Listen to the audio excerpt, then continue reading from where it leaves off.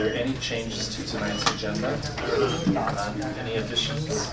Council, anything? All right. I'll call for approval on the agenda. I made a motion to approve tonight's agenda. Okay. I'll second. Motion by Sid, second by Eric. All in favor? Aye. Any opposed? Okay, motion carries. We're going to have our open session now. Anyone from the public who would like to speak on an item on the agenda that is not a public hearing or that's not on the agenda, and you want to talk about it, you're welcome to come up and state your name and address. Based on the amount of participation that we've had, which is fantastic, we ask that you limit your comments to 2.5 minutes. Okay? Thank you. So we'll now entertain your comments at this time. Lisa Whittier, 1095 East Canyon View Lane. I just wanted to tell Tina thank you for last week, or last time I was here. I asked a question about the resolution 020 and got some clarification. She actually searched during the meeting, met with me after, and then came in to double check on a couple things today, so that was great.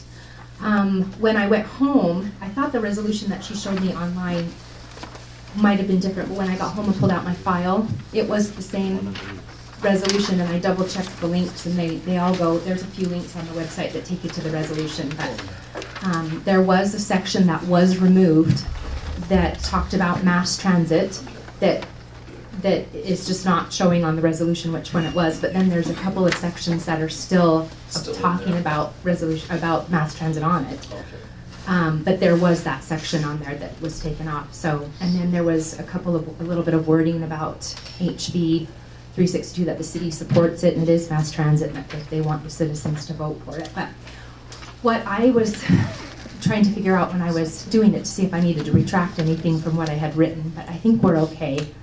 My big issue on the whole thing is just the moral of the story. It wasn't, I don't want to blame people because I can't stand this. It's getting out of control.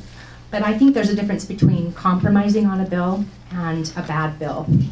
And the gas tax that was inside of HB 362, it had a gas tax component that went in automatically, and then if we were just compromising on that one issue and working on trying to figure that out, but then they lumped in and threw at us the other side, which was the mass transit side, which gave us another component to it.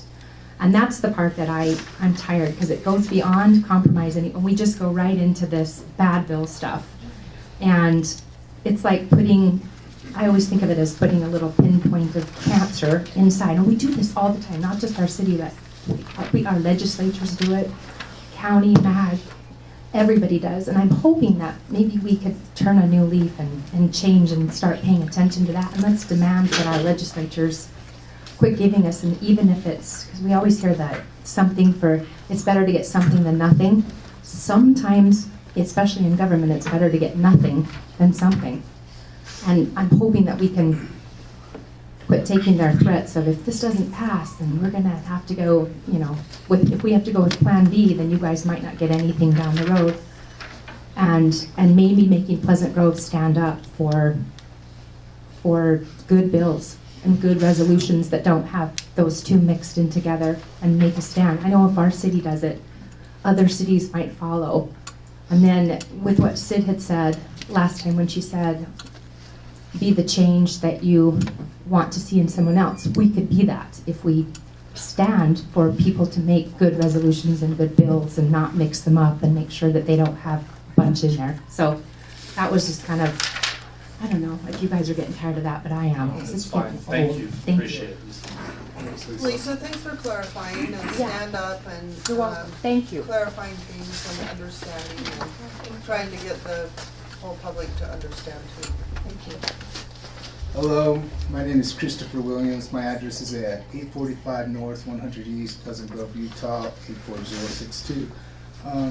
I just wanted to stand up and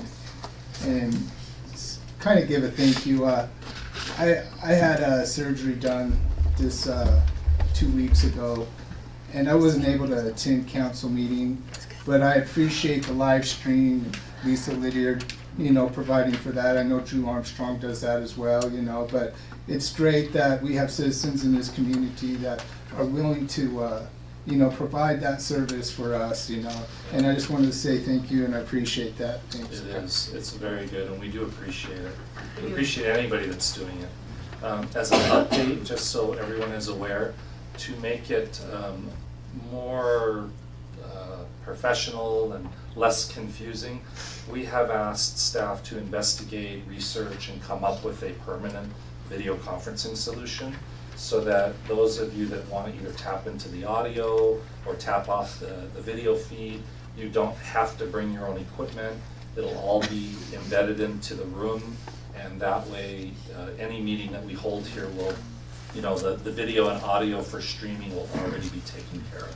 It'll be patched into the audio system as well. Did you, I don't have. we'll get a progress report later. Yeah, I don't have much of an update other than that. I mean, it's something that the mayor asked, a few months ago to get working on. So it's been slow going, but we would like to have something up hopefully by January to Okay. have the city just kind of doing this and taking care of that Thank responsibility. you. Yeah. Okay, would anyone else like to address the council in open session? Just state your name and address. We're happy to hear from you. Well, we think we're happy to hear from you. Okay, we're gonna close the open session then and come back up here. We have some council minutes and paid vouchers on the consent agenda. Are there any questions or comments on those? I do have one question. So on the liability insurance, is that the monthly price or is that the quarterly price? I think it's, You have the number there? I was just wondering on the,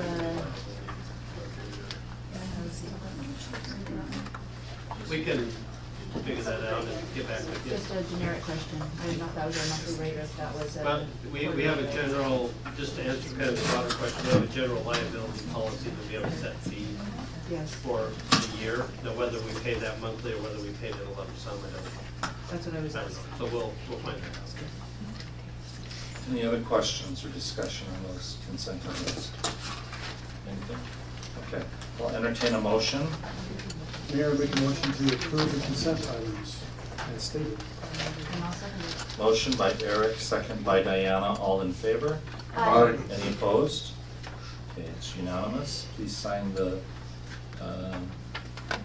document this week, and then, did you bring the one that needs the one signature? She got it. Okay, thank you. Okay, under boards and commissions, I did post a renewal of one board person, and I asked Kathy to remove that, and I wanted to explain myself to make sure that there was no misunderstanding as to my intentions. After the person had contacted me and asked to continue for a year, I looked at it, I thought it was great. The person did a great job, happy with them. And then I went back to what the council had said to me about 6 to 8 months ago. Why don't we have a lot of people that are participating in applying for different volunteer opportunities in the city? And I remember there were several people on the front row, and they were encouraged by the council to apply. They did apply. I interviewed all of them, and we have a list of 5 people that are have been waiting in the wings to serve in these capacities.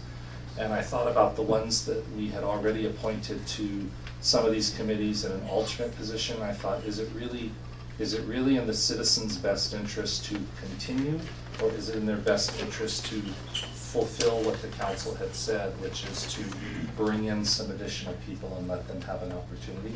So I thought I would present that to the council, and that was the rationale behind making the change.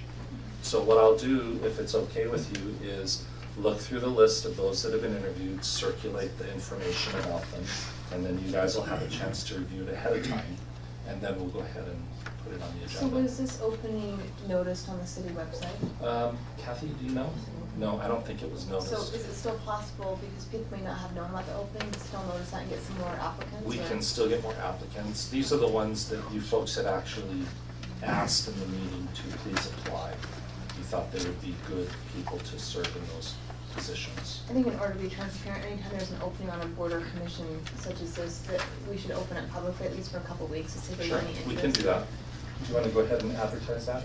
We still have time. It doesn't, Is that okay? Okay. their appointment doesn't come due until I think the second week in January. Okay, do we have two appointments, Ken, for planning commission? There will be two. Planning Commission and one for Board of Adjustment. There will be two. There's one for Board of Adjustment, and then, does that mean we're also gonna have alternates? But we have alternates that will not be the regular position. So we'd be appointing to the alternates. Okay. Thank you. So we can notice both of those? Yeah. Okay, Yeah. great. Okay, and at this time, waiting in the wings, we have a canine presentation by Wesley Berger. You're up. Sorry, he won't be quiet, he gets excited.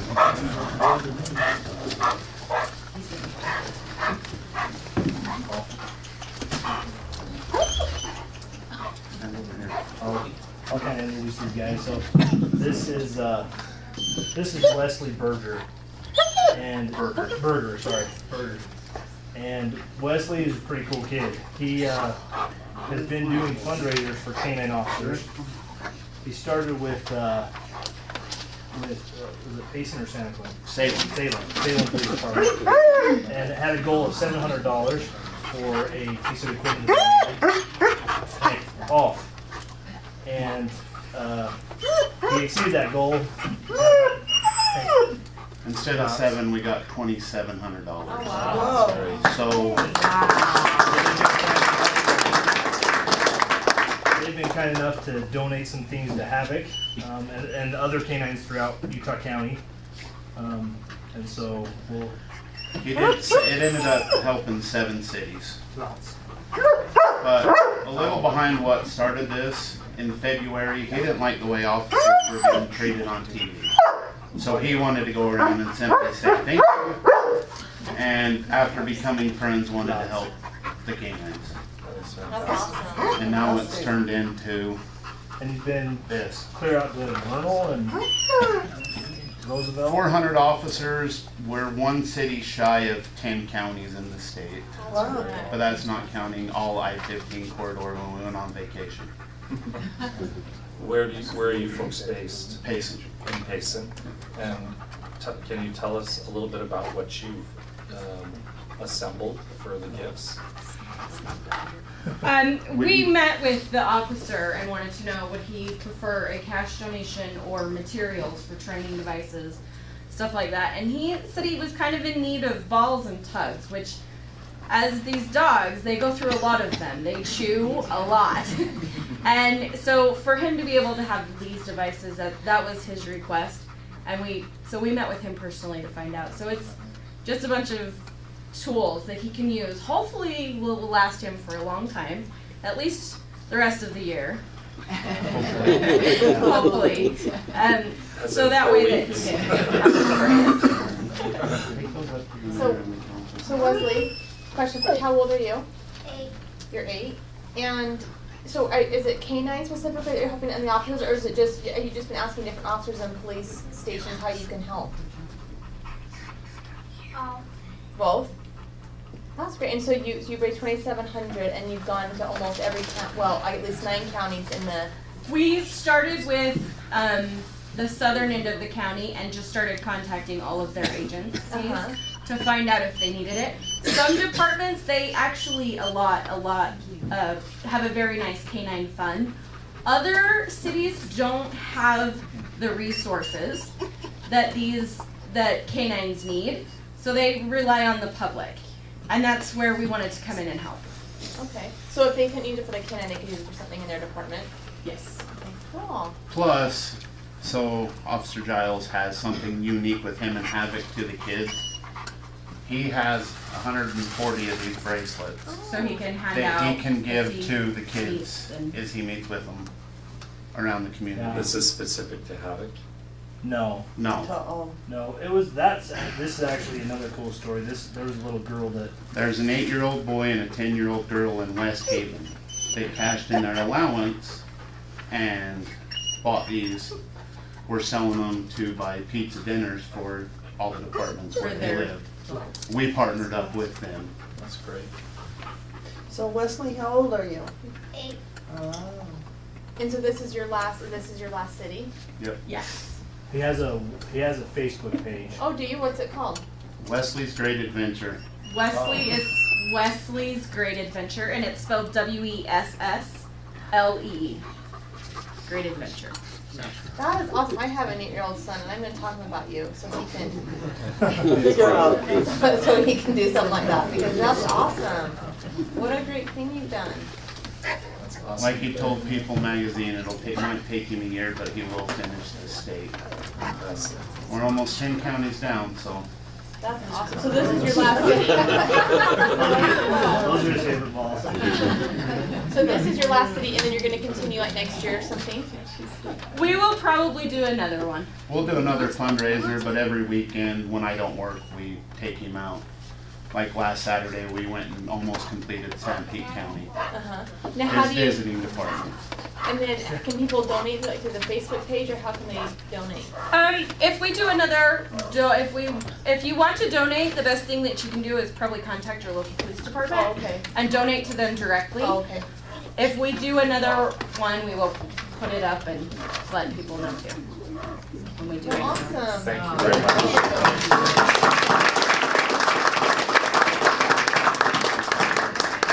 Make sure you get a picture with Havoc. You want to get a picture of him from the Havoc? Yeah. Can I get a You picture? gotta get Captain out. All right. This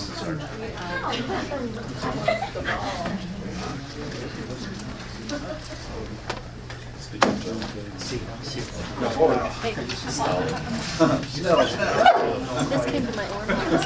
It's about sewer rate raising in the forum. It's interesting. Just kind of. Here was not now. Yeah.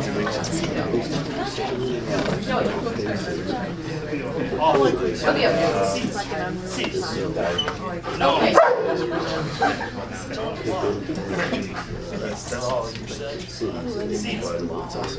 So excited.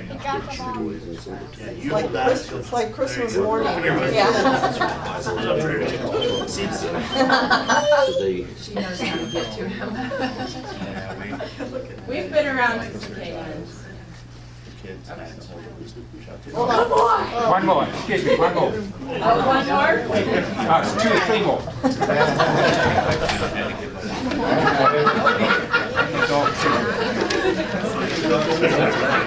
You gotta get House. He's like, nope. All right, you ready? Okay, one more.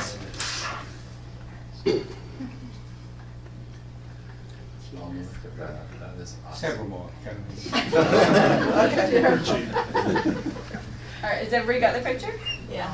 All right. Good boy. Thanks, Havoc. Thanks, Wesley. Thanks, Wesley. Thank you. Thank you so All right, let's much. turn you that next door for you, right? Come on. Here, carry the bracelet. Come on. Fantastic. Thank you. We have another presentation. This one is by Vita Wellman, and she is the president of the Utah Municipal Clerks Association, and she's also the city recorder for the city of Lake. Thank you. As Colleen said, how do you follow kids and dogs? I am Theda Wellman, and with me this evening, most of you know, is Colleen Mulvey. She's with Cedar Hills, previously Pleasant Grove, so you all know her. And we are here this evening representing the Utah Municipal Clerks Association in association with the International Institute of Municipal Clerks to recognize your recorder, Kathy, for achieving her Master Municipal Clerks designation.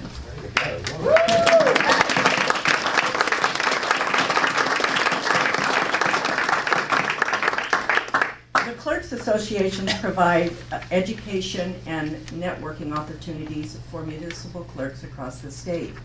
And to achieve the Master Municipal Clerks designation, Kathy had to complete 240 in-class hours of training. It's a very long process. She could probably tell you how many years it's taken her to do it, but that designation is equivalent to a bachelor's degree. So she's worked very hard. There are approximately, there's 246 cities in Utah. There's soon to be 247, another one coming on in Salt Lake, I understand. UMCA has 261 members, active members, and of those, there are only 34 recorders in the state that have their master municipal clerk's designation. So,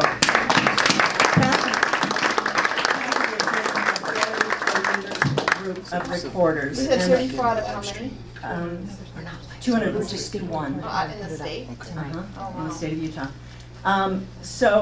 But we recognize that Kathy could not have achieved this designation without your support and the support of her city, because it is a financial cost to educate your employees, and we so appreciate your support of Kathy and the Clerks Association, and we would like to present her plaque to her, and we have brought a little gift from the board for her, and then if I could get a photographer, I'd love to have a picture. We have it. Really?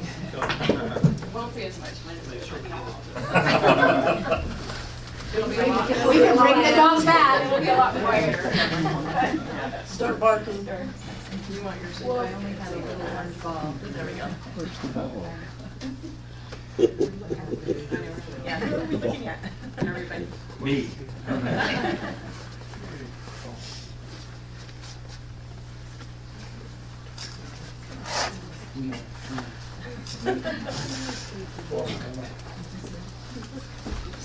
You can only publish the good. This is what I put up with when we travel. We'll have to be perfect. Thank you. So proud of you. Thank you so much for your time.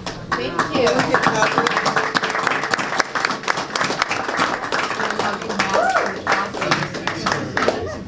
We're masters, we're gonna call you master now. Master Kathy.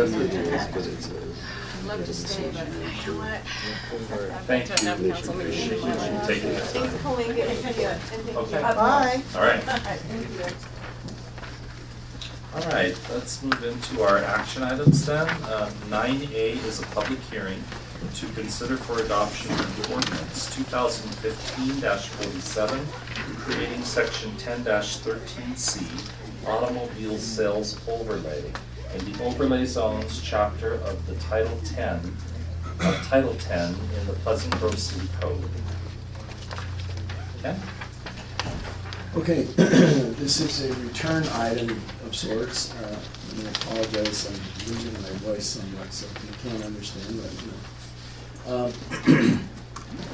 Previously, about a month ago, the applicant Steve Toll came forward in a request to add to the downtown village zone auto sales as a use.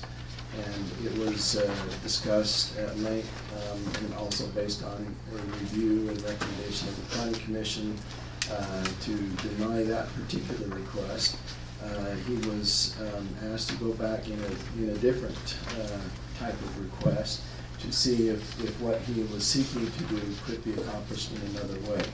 So Steve met with his property owner. So Steve Toll is not the owner of the property. He is a lessee, and he sat down with staff as we were trying to determine the best approach to return to Planning Commission City Council.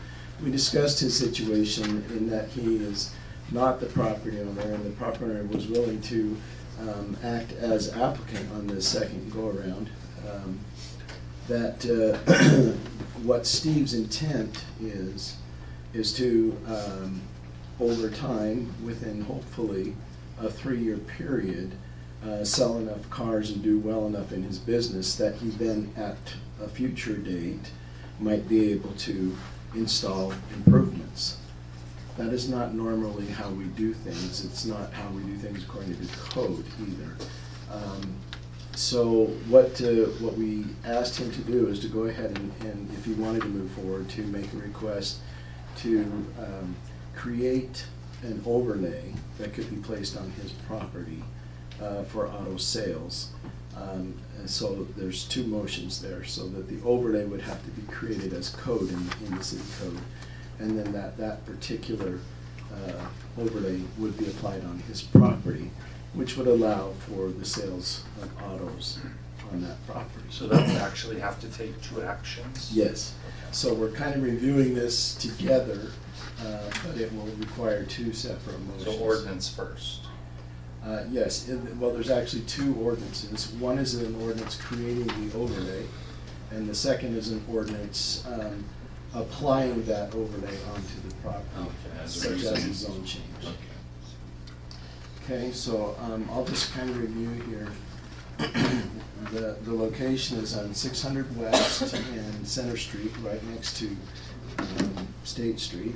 So right on the corner here, across the street, you've got an auto repair place in a different zone, Jake's. And then you've got next door to the east is where the construction of the Gold Crest Senior Apartments is located.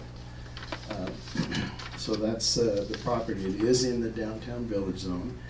And the concerns that we have had on the staff level and have also been forwarded by the Planning Commission is that the intent and purpose of the downtown village zone are not necessarily well suited to this type of use.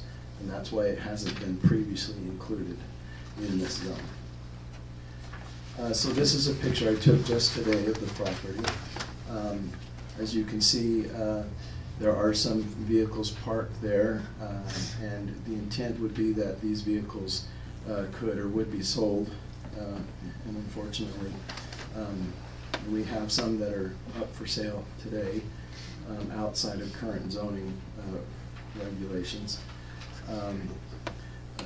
which could continue if you permit this by the overlay tonight.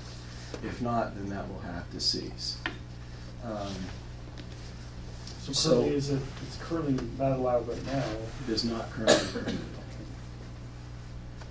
permitted. So the idea would be, again, for the next 3 years, the property is going to look pretty much just like this. He may take the fence down. He may do a couple other minor improvements on the property, but there won't be any of the major improvements that would normally associate with a site plan. In other words, a landscaping strip and the curb gutter sidewalk and all that goes along with that. Ken, help me out here. Which part of this are we discussing?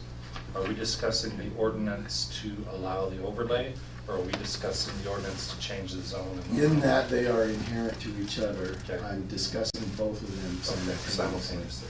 But when it comes down to it, you will need to make 2 separate motions. Okay. So the first is really going to regulate how you're going to move on the second. So the first is, do we even want to create an overlay that would allow auto sales as an overlay that could be applied on properties within the downtown village zone, generally? So that would be something that we would look at. So within the code text, it is listed as an overlay that can be applied within the zone. So at some future date, that could be applied somewhere else within the downtown village zone. What if we approve this, anyone that could come and say, well, you already set the precedence? Right, Let so us- that was a concern. So this particular issue or discussion came up at the Planning Commission where they talked a bit about what were the purposes and uses in the downtown village zone. And does this, if we go ahead and create an overlay for this purpose, would that then set a precedent for future uses within the zone, especially if it were applied? But if we're going to create it, then we're most likely going to apply it. So my recommendation to you is if you feel like auto sales generally would be applicable anywhere in the downtown village zone,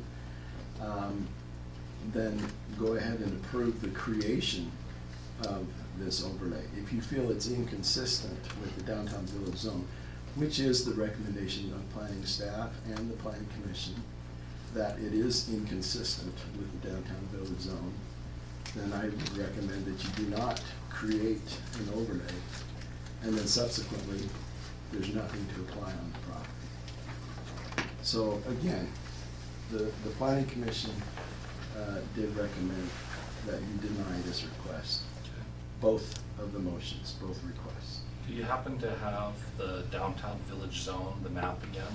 Not just the parcel, but the I apologize, I don't have the full. overall. uh, Dagan, do you have to have that on yours?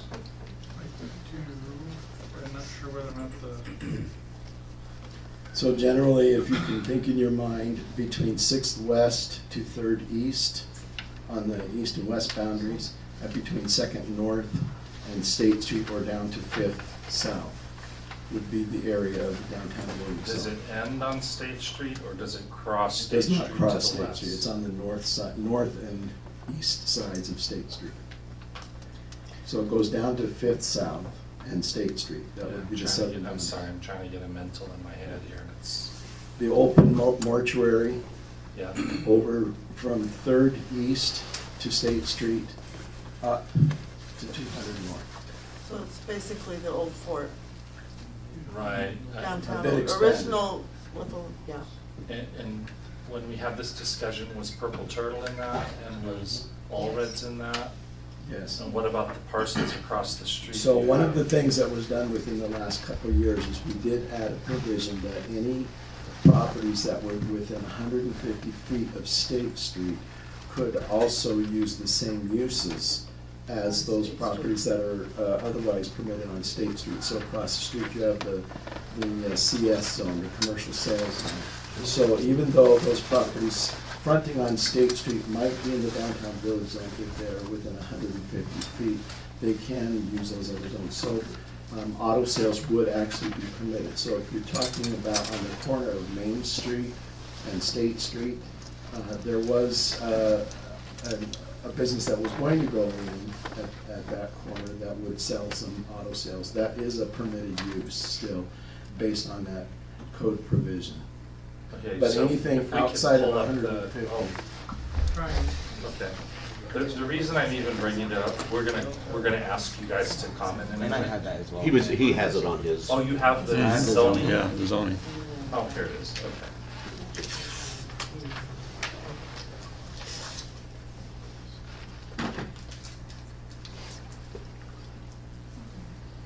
There you go. Yeah. So the subject property is right here in this corner.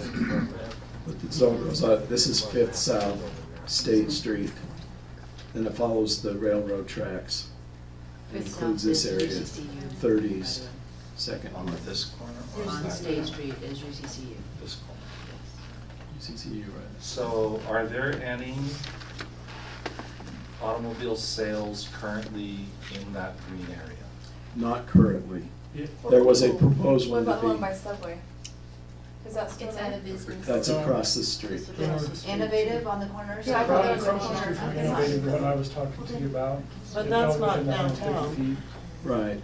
On that So- side of the street's not. So that's within the 150 feet. So if you're at 150 feet of State Street, there's this corridor here that those types of uses could be permitted.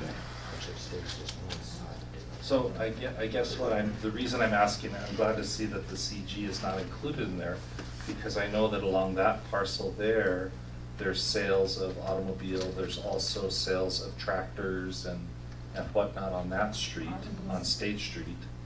Yeah. And then right across the street from Center Street on the south side of the road, I got one, thanks.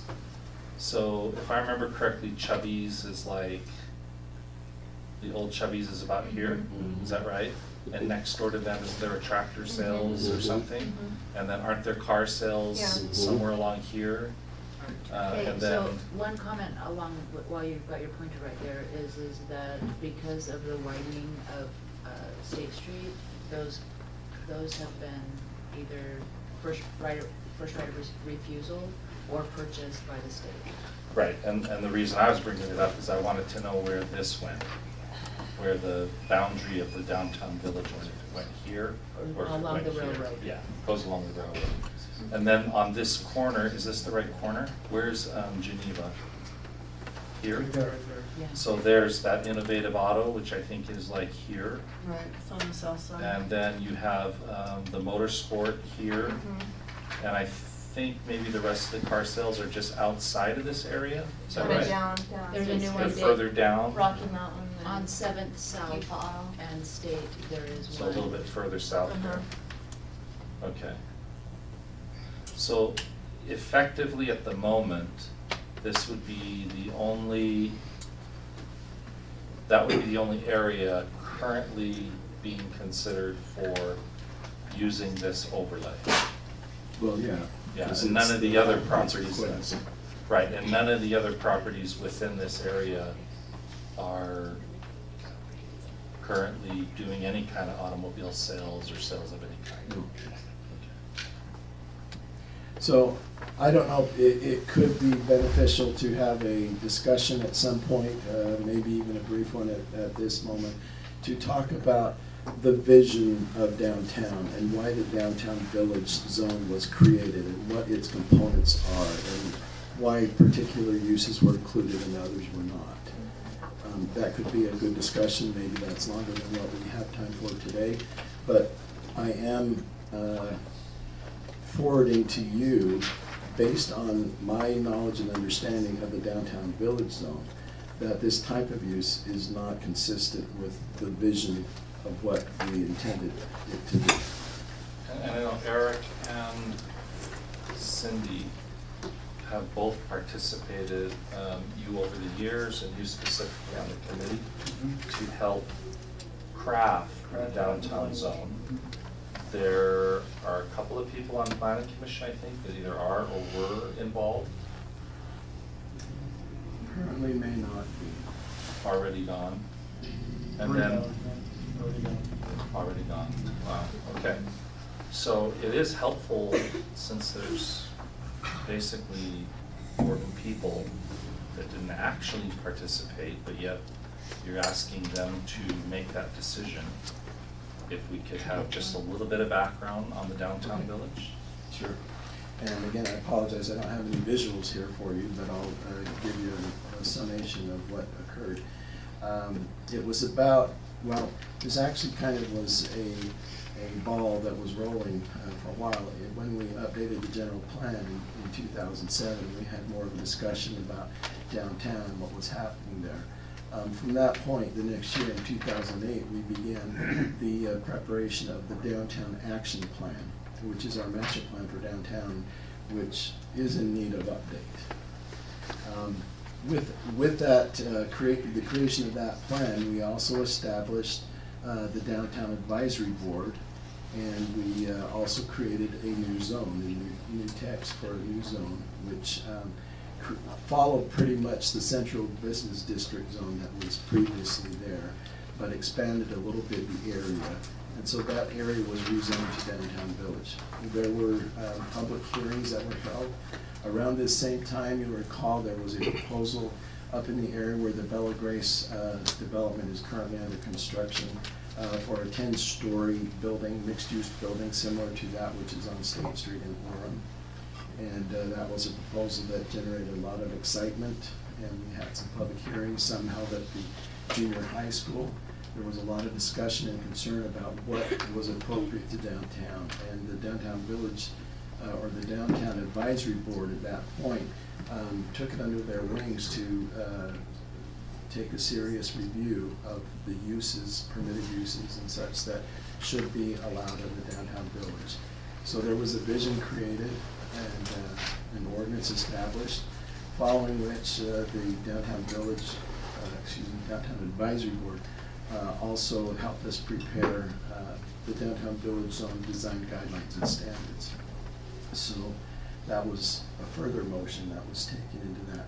So the idea, there was a theme that was established for downtown village, which was the Pleasant Grove turn of the 20th century design guidelines. So looking at those, the type of architecture and amenities and such that would have been prominent in Pleasant Grove and or Utah between the time frame of 1890 to 1910, looking at that type of theme as being important to establish or reestablish in this downtown village zone.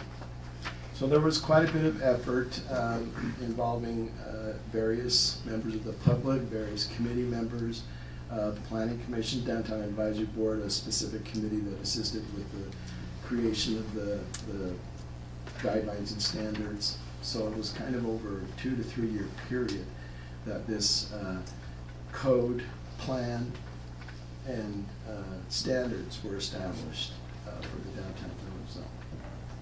I don't know if that was a good enough summation, but there was a lot more that went into it. And just a little bit more about that and through the processes that we've gone through in all those years. Year was? I think because, pardon? I was thinking, what year was that? I was talking About Between 2008 and 2010. was- Okay. And during that process of that, I mean, in writing the downtown ordinance, I think that's why we have turned our downtown around. And created, we have what now, coming into our downtown, the one on Steve Allred's property, and now the one on Main Street, along with all the other downtown merchants that are there, because we've set a standard and moved in that direction that's, I think, is very positive. I know at one stage when Richard Blanchard was here, he also created, I think, Scott, wasn't it called MON? Something, Merchants on Main? Merchants on Main, yeah. I want that I've to heard that come for a while. back. I know, I'm sitting here going, I want that back, Merchants on Main. So there's been a lot of work and a lot of moving in a very positive direction with our downtown and very specific uses that we want. And the merchants, the business owners, they've bought into that. They were involved, they created it, they bought into it, in both financially and with their dream of the downtown. So I just feel really uptight about changing anything that would change that direction. I echo some of the same thoughts. I mean, we even had, same name as me, Eric Jensen in here, and some of what he wants to bring to our downtown and the vision that he had. And that was some of the similar visions that we had as the Downtown Advisory Board was that. I mean, we met with, I would almost say, almost all the business owners, and we took a lot of insight from them and a lot of flack because they, told us, are you gonna listen to us this time, right? This is what we'd like to see in our downtown, how are you gonna protect us? And we said, yes, this is our vision. And so the look and feel, what we want to create, we want a walkable village for people to have and entrances into the city. Now, we kind of lost one on Main Street, State Street, when UDOT came through and took it all out, but hopefully we can get that back. But it was, now I fall within the transition there on Main Street, and I love what they're doing right on the corner from me. Because it's transition, and I think it's gonna bring more people walking to the downtown. You're talking about here? Yep. The Steve Okay. The Steve Allred, the Bella. So I think it's improvement, it's progress, and we're gonna have more people downtown walking downtown, which is really nice. Ken, So that's why I'm afraid, yeah. Another question for you, Ken. Does this zone permit car sales? No, it does not. Because we know that there have been car sales. There was a parking lot that was the place where Shamrock Auto had some of their excess vehicles parked. They were not permitted to do sales from that site, and that kind of encouraged them to. Well, we know that that's what happened, right? Because I drove by there every day. Right. So we were aware of that, and so we encouraged them to find something else, and they moved forward into Okay. their new location. And what about this zone here? Does this That does permit. It does? Okay. And are we sold on the idea that this particular stretch here must be part of this zone? Well, whether you're currently still sold, it wasn't action. Now, when we first put together the downtown village zone, that property was zoned MD. And we had, ever since I've been here, we've had discussions about what is the appropriate zoning for that property that fronts onto 6 West, going over to the Caution Craze area. What was the appropriate zoning? And there was just so many different ideas that we never had vision of thought. But it did come forward as a proposal, especially in conjunction with the senior apartments that are under construction, that this might be the best way to do it, and that this might make a good entry or gateway into our downtown village zone or village area. And so it was approved a few years ago to be added to the downtown village zone. Remind me, what is, Manufacturing. Manufacturing. That's the pipeline. So the pipe plant is currently still zoned that. It can stay as long as the city uses it for what we want to use it. Well, I'm going to retract that kind of thought. When we determine exactly where we're headed with our uses, it will be appropriate for us to rezone it. As it sits currently, it's okay to leave it as is. Until like we figure out So the use a bunch of change. things, yeah. Okay, so there's 2 homes here, right? And then there's a car repair shop, Yes. parking, the Eagles, and then this business on the corner. Right. So I have a question, how many more vehicles are we talking about than what's already there? Well, I suppose there could be quite a few. You might want to check with the applicant on that, but just earlier this year and previously, that whole lot was just completely filled with autos in need of repair or being sold. There was recreational vehicles. It was just crammed full. And I suppose, whether the current idea is to continue doing something like that, how many, I don't know. But there's not really, there's not a landscaping strip, a buffer area in between where they could park them, so that would create more space potentially where those types of used autos and autos that are being repaired could be parked. And we have a similar condition here with Jake's Auto. The look of the Jake's Auto parking area, with the exception of, a full fence, does not appear too much different than the look of the applicant's property. And neither are considered to be permitted uses, even though they are non-conforming, existing non-conforming, legal non-conforming. But neither one of those on either side of the street meet the vision of the zone that they're in. So the underlying zone has changed, but because they were already there, they're legal non-conforming. Right. Okay. So the idea, the hope, the vision is that key intersection, key gateway into our downtown will someday become much more than what it is currently. And that we shouldn't continue to forward those types of uses. Okay. You guys have other questions I for do Ken? not for Ken, but I do for the applicant. Okay. Anybody else for Ken? What's the 150, is it 160 units or how many units right in behind? It's 162. 162. It's about 600 people. There's a picture just back, I think, 1 or 2 that you took, and it shows the top section of that. We'll have to switch With Tim as a gears background, that was a spectacular photo, by the way. It's got It really, it kind of showed you the quality of that development that was going on. But that is gonna be about 600 people. Yeah.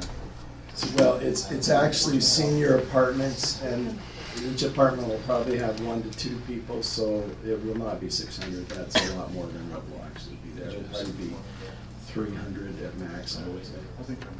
Walking people.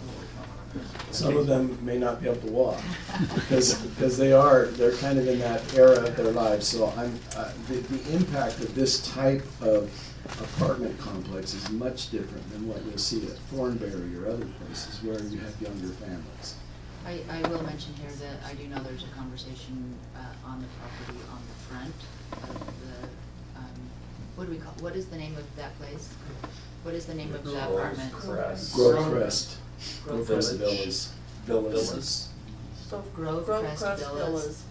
Yeah, the back has a beautiful tree. It's kind of nice. Anyway, there's a restaurant conversation happening on the front of that property. Great. Can we have the applicant come up and maybe you can say what you want and then we'd like to ask you some questions? Steve Toll, 652 North, 550 East American Fork. Thank you. And I would like to thank Ken for working with me after our meeting last month. He was a great help, and I'd like to thank him for that. So basically what Ken has said is covering a lot of it. However, the car he showed that was for sale is actually, that is a car that I'm selling on a mechanics lien. So if anybody wants a cheap car, I've got one. And mechanics lien car sales is very common in the automotive repair industry. You end up fixing the guy's car, he doesn't want to pay for it, he just gives you the car and you sell Model it. A. No, the 36 is mine. You know, Matter of fact, at 36, I've had a dozen offers on it, and I keep saying it's not for sale, it's not for I'm sale. ready. One thing I did want to say is most cities do have their plans laid out, and I really approve and support the downtown village concept that you have. However, most cities, and Pleasant Grove is one of them, that there are waterways, highways, railways that run through them that you really have no control of. And that's the issue that I'm kind of going towards, is that we do have 170 feet along that fence line right there. Do you want a pointer? Oh, I've got one right here. Okay. So 170 feet along this fence line runs right next to those railroad tracks. And the idea of everything being a 10 plus going in there, that's great, but I just don't see a buyer paying the kind of money for that property and building a nice building in there with that freight train running there. And that is why, one of the reasons that we wanted to see if a car lot is going to work there. And if the car lot does work there, as Ken said, within 3 years, we plan to present to the Planning Commission a major upgrade. We're talking about, if you see on there where and if you notice, we have already repainted and put awnings up and tried to make it look much nicer. It does look nicer. But right in there, come up to there with either brick or rock, and then go stucco from there up. And then where the building drops down right here, raise that up where it's level with the rest of this, so that'd be stucco. And then on this corner right here, put a small tower, square tower with the green metal, so that it falls right in line with the rest of what the Pleasant Grove entrance is. That type of thing. You can see we've already done some cleanup and improvements. We hired a tractor to come in and dug up stumps and all kinds of stuff along here. Got that all graded out. But I think you can see a huge improvement from the past few years as to what it is today. As far as cars being for sale in there, other than that one, there's actually two there. One of them is my brother-in-law's, who's on a mission, and I'm selling his Hummer to help pay for his mission, and this one that I'm selling for a mechanics lien. The rest of them are all there for repair. Nothing else there am I selling.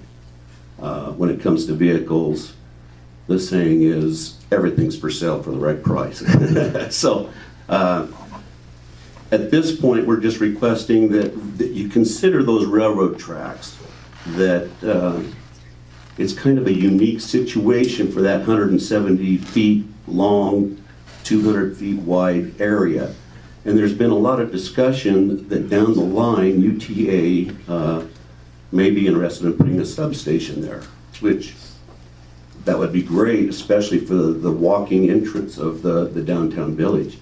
I think that it would be a lot more enticing for UTA to come in and buy a car lot, which is a parking lot, and a repair shop, as compared to buying a multi-million-dollar building that's been put up. I'm sure UTA would look somewhere else for their substation.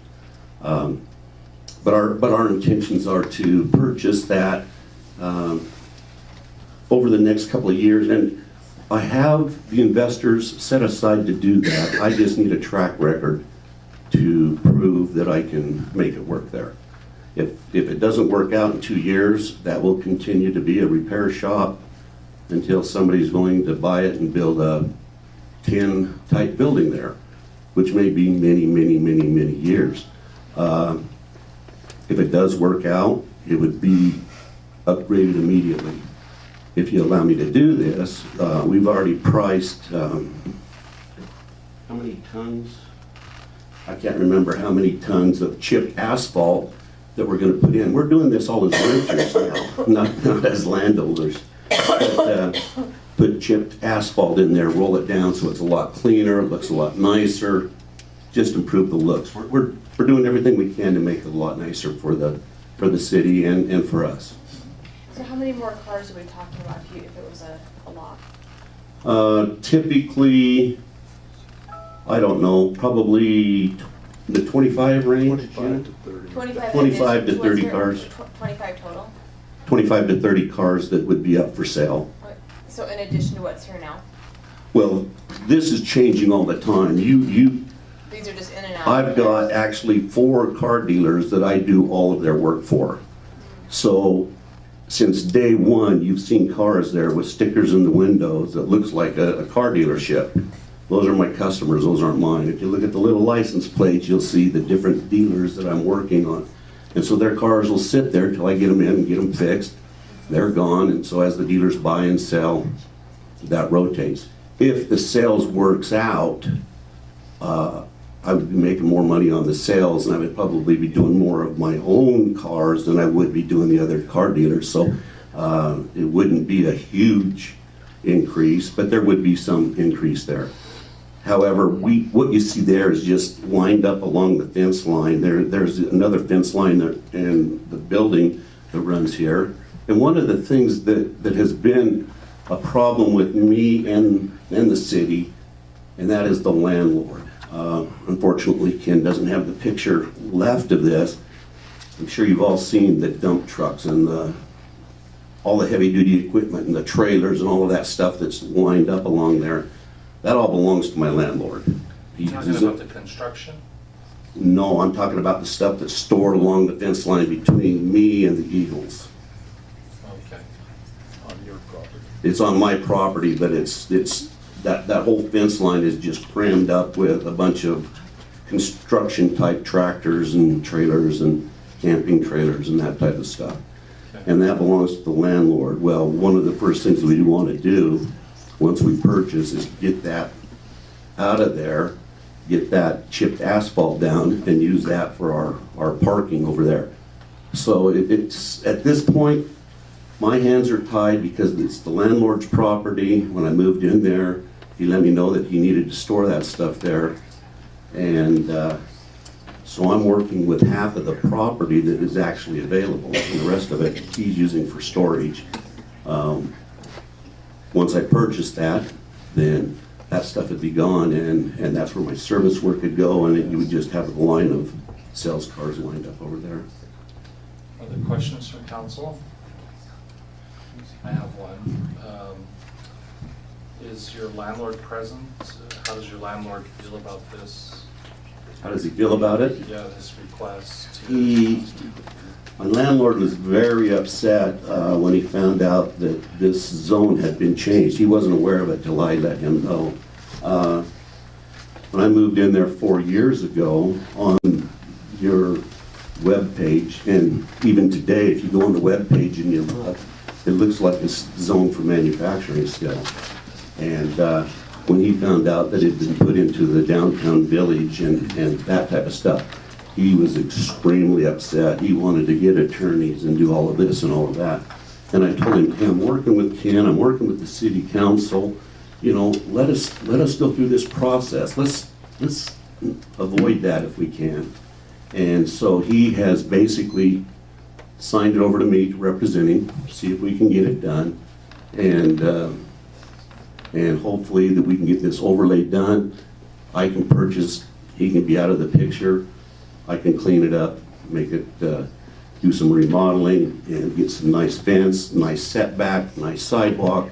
When you say nice fence, are you like a vinyl fence, like a kind of see-through vinyl with the slats and like landscaping? The actually only fence I would want would be between me and the Eagles. And I'm talking like a privacy vinyl chain link fence between us along those ways. I would prefer not to have a fence along there at all. But as long as the landlord has it, he wants that up there because that keeps his storage. There you go. So all of this stuff, I don't know if you can blow that up or not, but all of this stuff along that side over there all belongs to the landlord. Oh, I can change it with this. So if you were to move forward with something like this, let's say the council approved this use, we can anticipate the rest of this chain link coming out, the weeds would be gone, rather than gravel, you'd be looking at landscaping and asphalt. Let me see if I can advance this. Am I advancing? What am I doing here, guys? Aaron, help me. Okay, put it back, and if you could, I don't know how to change it with this. Bacon or pink? I'd like to show you the pictures that I took today. Here we go, there you go. So you can see where we've repainted the building, we've gone in there and done some stuff, and then the next picture, Aaron, we put up some awnings. And you see where the chain link fence is, that's where the snow is, that's where we go out to the railroad tracks, which that original picture you were looking at was all overgrown. I had a tractor come in, tear all of that out. The weeds are gone now. And that's why we want to put this, grade all of this dirt in here, get it all graded out, bring in that chipped asphalt, press it down, and it'll basically look like asphalt, but it'll be more like gravel. Would you be doing curb, gutter, and sidewalk? Probably not immediately, but it would be probably within 2 years. We would like to do that.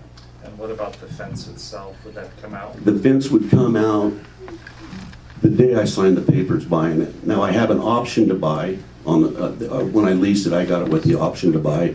The price is set. And like I said, the investors that I have, they're just looking for a little bit of a track history. We know what the repair does. They want to see what the auto sales will add to it. And again, I'm not going to be like a low book where I've got 1,000 cars in there. As a matter of fact, I would say if the city council was to do something, I would like to see some rules made about used car dealerships. You look at some of them and they look very nice, but a lot of those ones along State Street there, they just got them packed in there so tight. And Innovative has been brought up. It's been there. It looks like a junkyard. And I think that the city should have some teeth to say to a used car dealer, you need so much spacing. If your lot is X amount of square feet, you can have X amount of cars on it, that type of thing. But the minute we get this thing bought, that fence is coming out and the improvements will start. Tina, on something like this, is there a development agreement or anything that's able to be put in place that binds the applicant to improvements on some kind of a schedule? Yes, that's possible. But my understanding is his request is to go ahead and make the zone change immediately, allow him to set up his business. And if the business is successful, then he will purchase the property.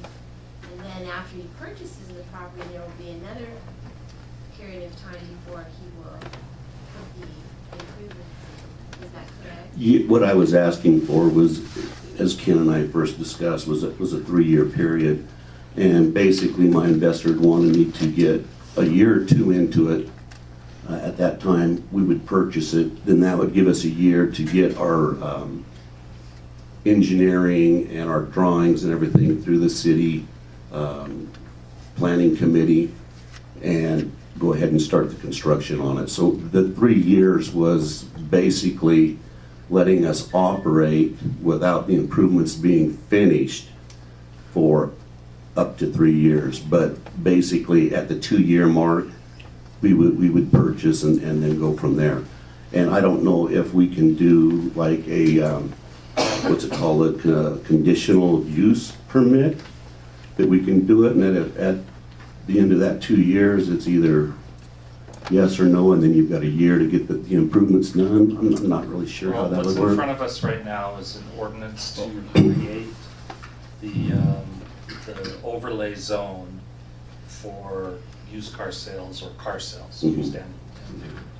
And if we created that, then the second thing that's in front of us is to, by ordinance, allow that to be put on this property.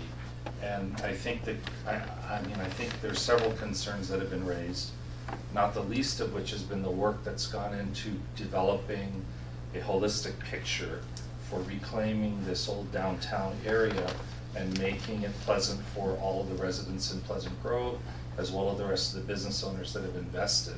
When we look at this particular parcel, granted, it's been somewhat troublesome in appearance over many years. You know, Spencer Cable was there, or Cox Cable, whatever it was.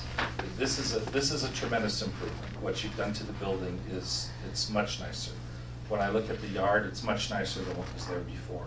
But it's far from meeting the design standards that have been worked on by many people for the downtown. And what you're asking is to allow for something completely different to be placed into this zone when there's like 2 or 3 different ways to skin this cat. And the problem is that if we let you just go ahead and do this, there's no guarantee at this point that improvements take place. Other than word, you know, other than giving your word, there's no binding commitment that says the fence comes out, the asphalt goes in, you know, whatever. It does not raise itself to the standard of a fully finished corner. Correct. With, you know, lights and make it look like it's part of this village area. I don't know how the council feels, but if it was a new car sales place and it had lights and everything, maybe it would be something different that would fit in. But under the conditions here, we're trying to figure out, is there any method possible to accommodate the request and yet still preserve this downtown village feel? And it's kind of like, I don't know, we're reaching here. Is there anything we can do, like on the business license end of it? Like, well, it may be zoned for it, but unless these improvements are done, in other words, you give me the 3 years, and if something happens and I'm gone, the next guy, until he puts all those improvements in, can't get a business license. No, see, it's in front of us now as a change to the zone. It's to add a specific use to the zone. That's what's in front of us. And just looking at this, there's no teeth in this other than yes, you can and no, you can't. And then we just apply it to that parcel. And that's insufficient to guarantee that that tract of land, the way it sits today, will meet the needs of the downtown village area. It's not there. So if we were to act on this today, enable it, and then turn around and act on applying it to that area, basically whoever moves in and does this thing, there's nothing binding them to make this fit the downtown village zone.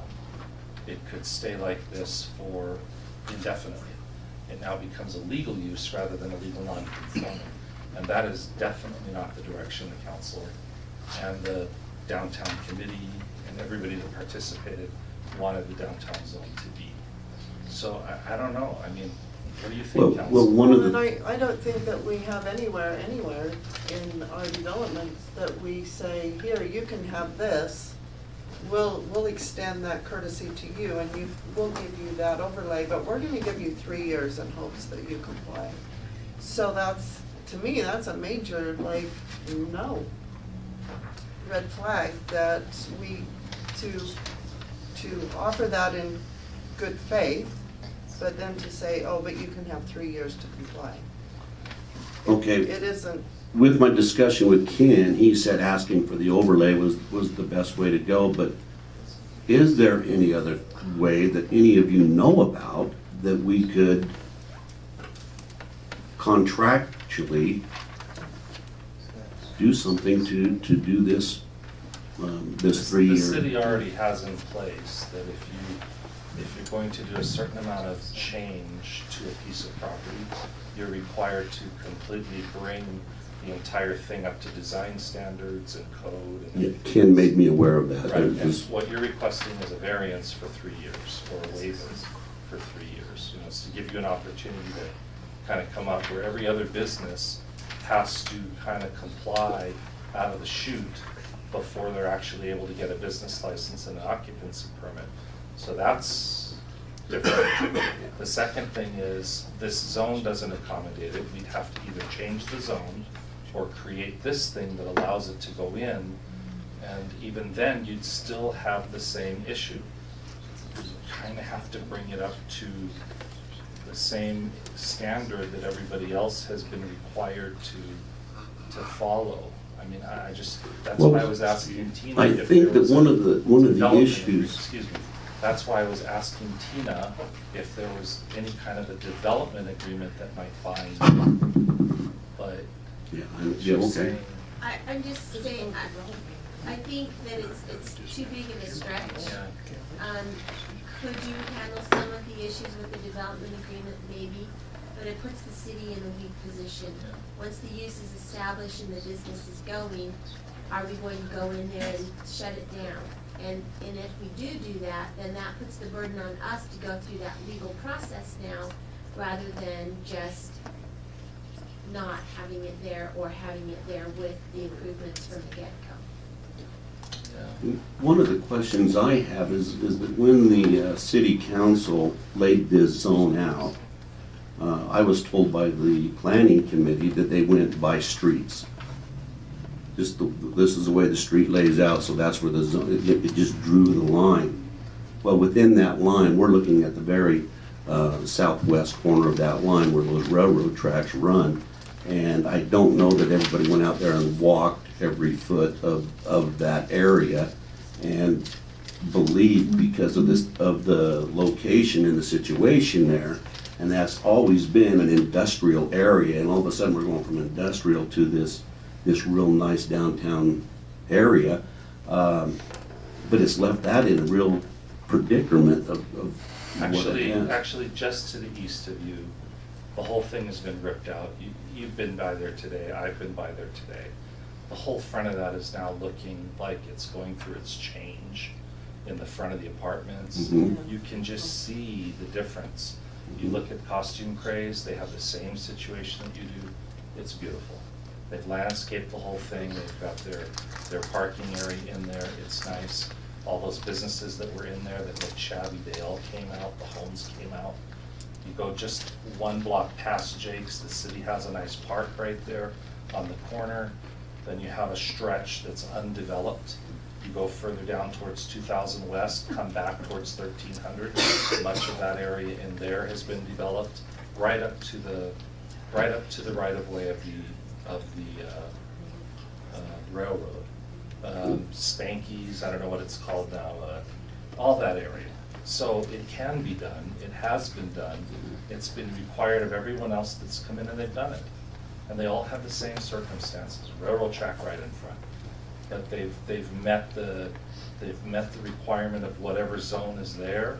They've stepped up to the challenge of doing the improvements, making it look hospitable, beautiful for the area, appropriate, not outlandish, not demanding too much, but beautiful. And there's two parcels here that are remaining, yours and the guy across the street, that look like they do.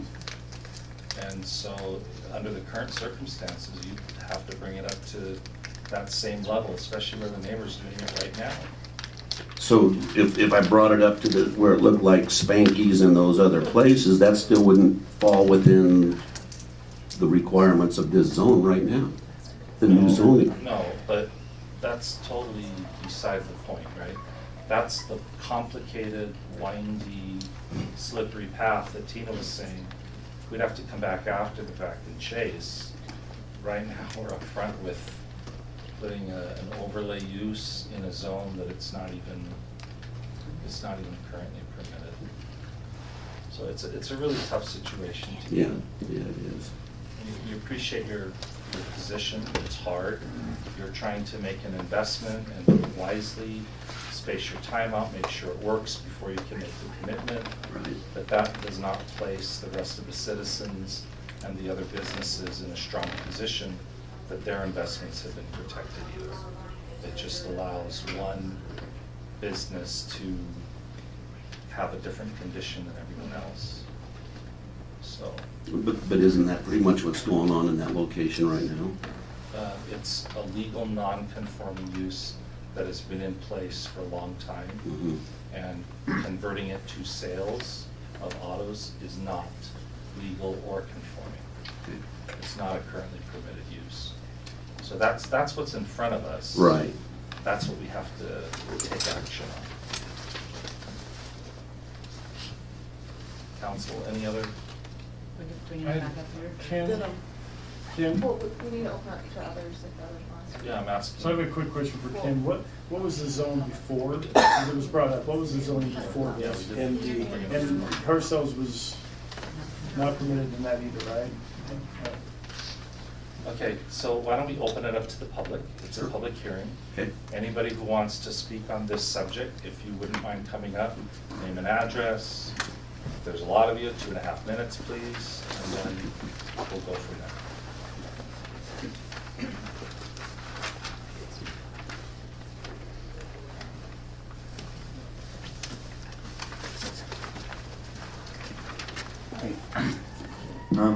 I'm Aaron Toll, the son of the applicant. You're gonna have to forgive my voice. I've been sick, so it's more annoying to me than it is to you. I just wanted to make a couple statements. Did we ever figure out how to get this thing to move from here? I don't know if we did.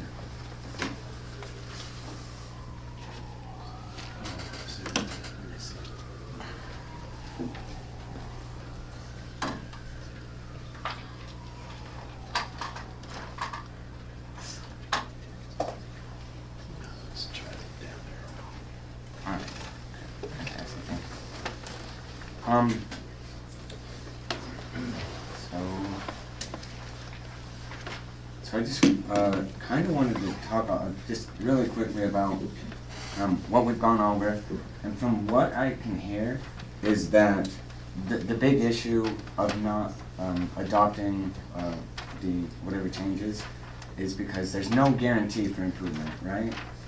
That seems to be maybe the biggest issue that I've heard. That it might not look as good as we hope. And I just wanted to ask for its permitted use, or what it has right now is a car dealer's or a car sale, the repair. Sorry, I can't think right now. For the car repair, how much longer does that last, or is that permanent? It's indefinite until Okay. the owner comes forward and tries to do something different that conforms with the zone. Okay.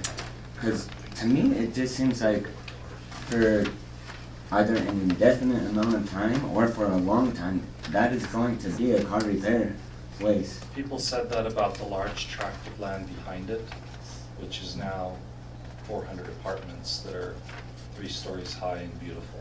Okay. Well, do you know what it was before that? Yeah, actually it was reconstituted World War II shell casings built into sheds and houses. There were some horses back there. There was a turn-of-the-century house on the corner. There were large tracts of lands with tires. There was a home in the back, a shed, and it was pasture land. Okay. So, I mean, you just made the point that, that can happen, but on that lot, it's unknown if it can happen. And it may someday, you never know. But what's being proposed is a real solution that can help a business. And as was mentioned earlier, when this whole downtown zone was created in 2008 to 2010, this zone was totally purposed for something different. Now, I think in the last year or two, it has been added to the downtown zone, and that's fine. But I just wanted to make my opinion that, there's real help that, can go right now, helping a business, improving it. I don't know how much money they spent, but I didn't help them. They painted it, they redid the full paint job, and without even having the approval. So that shows already that they're serious about making improvements to the area.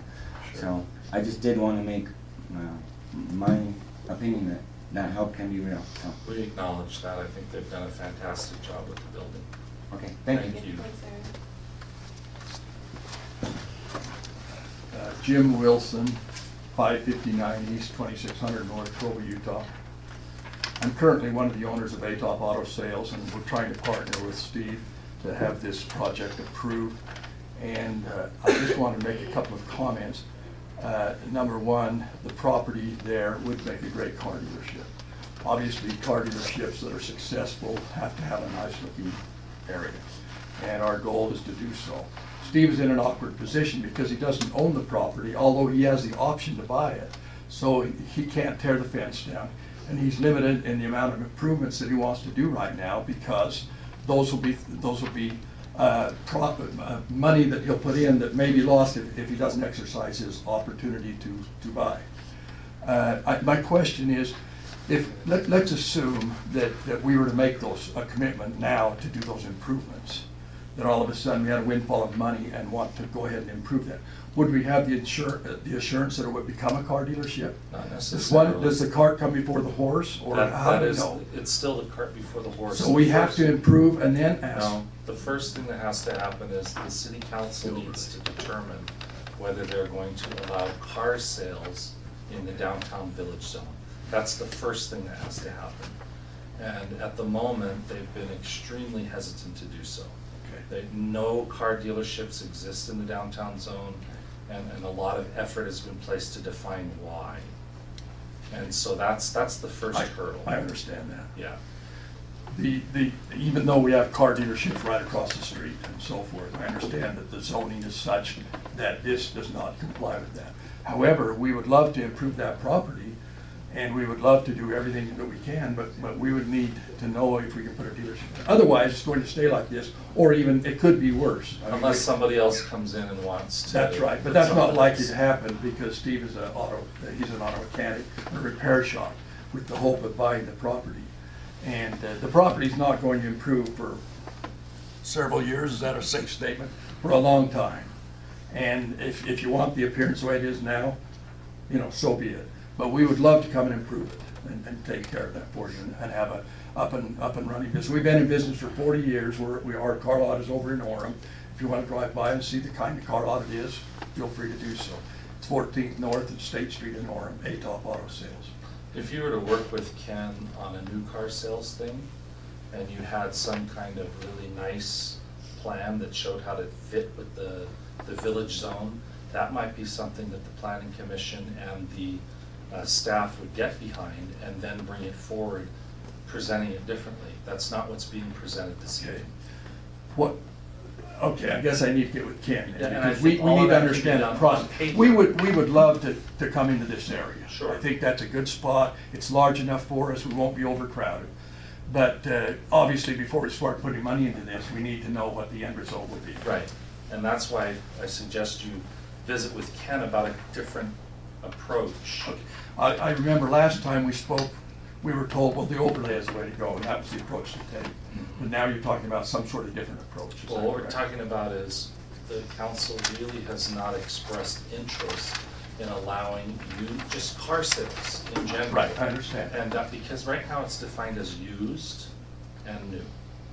And because we see used, which is probably what's gonna happen there, and there's no guarantee of change to make it fit in with the zone, once that use gets put in the books, everybody can come in and apply. That's open now. Right. But if you were to come back with a completely different proposal that says you're going to do the investment up front, you're going to put in the fences, you're going to improve the property, you're going to make it look like it fits into the zone through the types of ways that you've designed it, the colors that are used, the architecture that's used, it fits the downtown zone from the historical look they're looking for, and at the same time we can figure out how to get the new car sales into it. Maybe there's a possibility that both the Planning Commission and the staff would give a favorable recommendation. But that can all be done on paper without the expense of having to do it. Right, I understand before coming forward. So are you saying that once, if we're able to use this property for the purpose of car sales, then that opens any other area for an overlay as well? Is that the concern that the committee has? Yeah, in the downtown village, yeah. Which is But don't you supposed look to at those in preserve each, pardon me, go ahead. which is supposed to preserve the heritage of Pleasant Grove. And yet you're telling me that if it looks a certain way, you may approve it. So the overlay then would have to be future overlays would have to meet a certain criteria like you're telling me we would have to meet. Which is And the- undefined, right? Pardon? It's undefined at this Right, point. but what I'm saying is then they would have to make it something that you approve, Yep. just as you would approve us. Yeah. So I don't see that as being a problem down the road for future overlays or future requests, because they would have to meet the same criteria that you would approve our request on. Once So- we open that door, absolutely. Everybody would have the ability to come in. And then it would only be something that would enhance the area there. Is that correct? It's not a guarantee, right? I Well- mean, we're talking about at least getting a recommendation from our planning commission and our staff that says, hey guys, this is a good idea. It matches the vision for what all of the different people have worked on and advised the council on. So that's kind of the starting. I understand. I understand. Thank you for your We're not time. trying to chase you out. We love the idea of Well- sales. We think it's great. We just don't see that what's being presented fits what's. Well, I've driven down that, what is it, Sixth West? And this portion of Sixth West certainly doesn't meet your criteria in any way, shape, or form. And we would like to enhance it and help it to do so. That'd be great. Thank you. All right, anyone else for the public? Christopher Williams, 845 North, 100 East, Pleasant Grove, Utah. I'm not a part of this or anything with their investment or anything like that, but I do like the idea that they fix the property up before it gets changed to an auto sales. I do like the idea it can become an auto sales, and the reason why is because just across the street, you could put auto sales there, and I think that's only fair for the applicant. You know, when you're talking about the gateway to the community, you know, when people are traveling down the street, I just don't see them looking on one side of the street, not the other side of the street. Also, I understand that we want to make it a 10, and an auto sales, we only see it as high as 7 possibly, but I think a 7 is a lot better than a 2. And I think What are if you they, referring to? Is it like a grading? yeah, I'm just saying, because I've been in other council meetings where we've kind of graded it in a sense. Okay. Does that make sense? I'm afraid I'm not knowledgeable. Yeah. It's Ken's. Let me just some clarification. Yeah.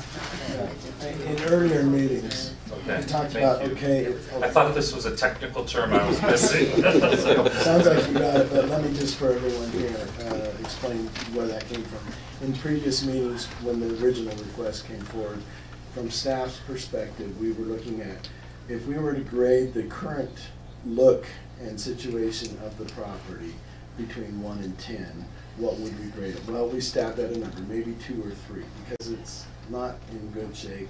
There's a lot of room for improvement there. And so then we just, again, stabbed at a number. If we were to allow a auto car sales lot to be there, even with full curb gutter sidewalk landscaping, would we rate it according to our vision of downtown, a 10? And we stretched no. It could never be a 10 with that use. 7, 8 maybe, but never a 10. So that's part of our reasoning for recommending denial here. We would like at some future point to see that corner become a 10, not a 7. I think I understand what you're Okay. saying. Thanks, Ken. So sorry, I guess I have a better memory than most people do. I don't know. But to me personally, I'm all right with a 7 or an 8 there, as long as they make the improvements first. And, you know, just like any other business, you know, you take out a loan and you make those improvements. I mean, these people are working in together. I can see that happening, you know. So that's how I feel as a citizen should happen, you know. Thank you, appreciate that. Okay, would anyone else like to comment on the public hearing here? I just had one more comment, and that was about the planning committee meeting has come up quite a bit. I don't know if you have access to the notes of that meeting. If you do, I would request that you review those, because in this last planning committee meeting, the first motion was made that they support us. She did not get a second. So they opened it up for another motion, and after a hesitation, there was a motion made that they deny it, and he asked for someone to vote that way, and they asked for more discussion, and they discussed it, and then someone went ahead and went along with it, and then they called for a vote, and with hesitation, they asked for more discussion, and they discussed it. And if you look through those notes, there was two things that was brought up. One is the Planning Commission did not want to step on the toes of the city council that made that in that zone in the first place. And the second thing was, would it open up a precedence for other people to do it? Now, it sounds to me like you've already set a precedence on State Street of 150 feet. And I think a precedence along the railroad tracks of 150 feet, that would be great, because the rest of that downtown zone is not within 150 feet of the railroad tracks. That would eliminate any other cars being sold in that area. Yeah, I think I understand what you're saying, yeah. So a little bit about the vision, just for my definition. The vision actually comes from the boulevard up Center Street and all the way into our downtown. So to come up our boulevard, which is an incredible boulevard, landscape, the whole vision of that. When you come across State Street, you don't like leave the vision and then go back into the vision. The vision is to continue it through the boulevard, across State Street, up Center Street, and into our downtown, to create a connectivity and a connecting our downtown with the gateway. So to leave it and then allow car sales and then pick it back up later, then does away with the connectivity and the vision of that whole area coming up into our downtown. This is Center Street here. When it turns here and crosses the intersection, it becomes the boulevard. Mm-hmm. We're talking about from the freeway all the way through here. So that's our main. That becomes the entrance, if you will, to the city. Right, and what is it you're trying, are you talking about sidewalks and grass and Continuity. that type of stuff? Continuity and flow between one area all the way through. to That's the- exactly what we want to do Right. prior to even buying it, because we want to, that makes us look better. So even prior to buying it, we wanted to follow that continuity.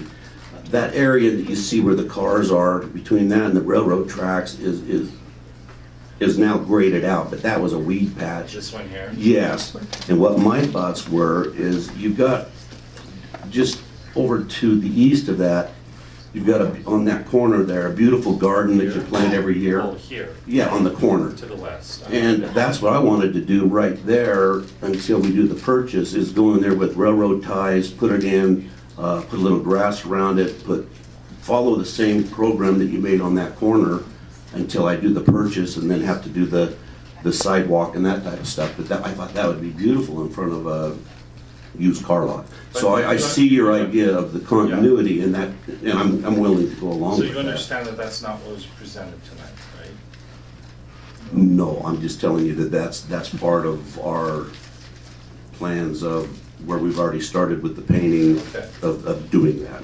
Okay, so kind of, that really wasn't what we heard.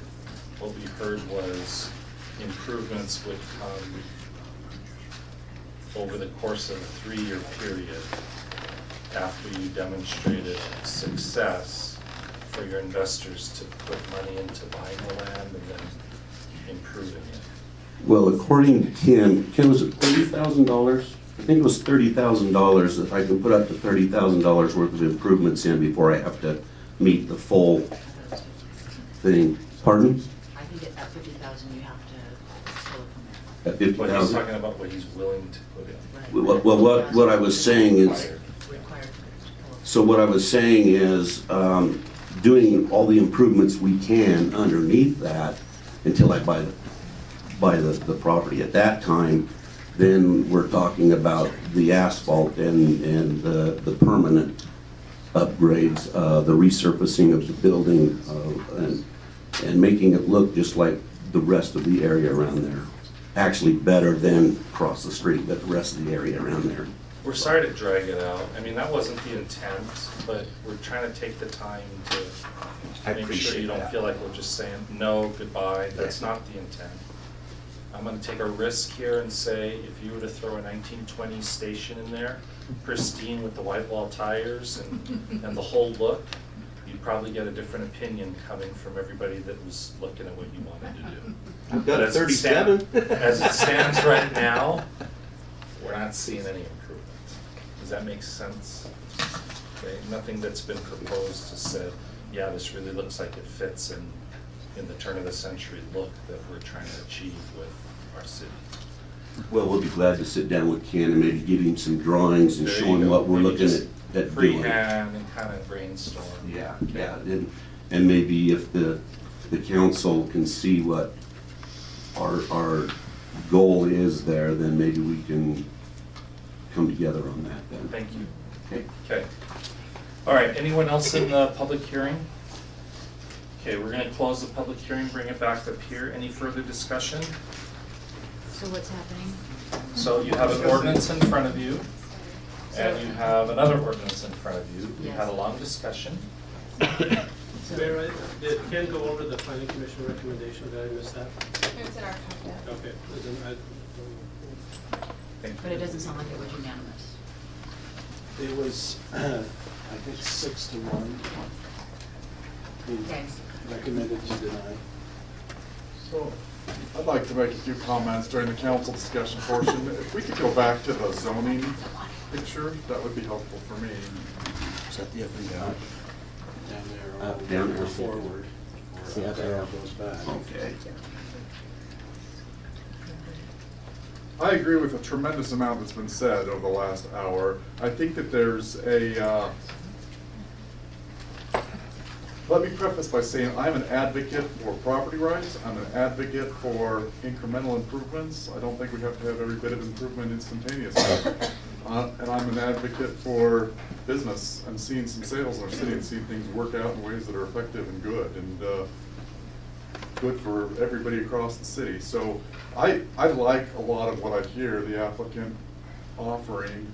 I think we had, talk last month about improvements even faster if we could have done a solution. So I'm looking for a creative way to make this work. I want to have it happen. I think from my perspective, the thing that makes it tricky is that this anomalous area here is in the downtown Villa zone, because I agree that we don't want car sales over here and down here. It doesn't make sense for car sales. I think the applicant's representative had a recommendation involving tying any overlay requirement to a certain proximity to railroad track, and if that made it possible to ensure that it stayed in this area, which I'm not sure ever should have really been put into the downtown Villa zone, maybe that's a great solution. I'm looking for a creative way to make this work. I think it ought to work. I think we ought to be able to find a way to make it work. I think it would be good for the city in aggregate. And like Chris said, I'm completely comfortable with incremental improvements. If we go from a 2 to a 7 today, and 5 years from now, if that 7 becomes a 10, I'm great with that. Certainly an improvement from what we have right now. So I'm willing to be supportive of this as proposed, even though the planning commission didn't want to step on our toes. I don't mind stepping on people's toes, and I certainly don't know that this was the best move when we put this from the MD zone into the downtown village zone. So my perspective, I'm comfortable making something happen. I think we maybe need to spend some more time vetting exactly the best way to do that, to phrase perhaps the overlay language to restrict in ways that are corresponding with all of the expressed intents, because I agree that most of the downtown zone doesn't merit car sales. So there are my thoughts. Good thoughts. Thank you, Ben. Others?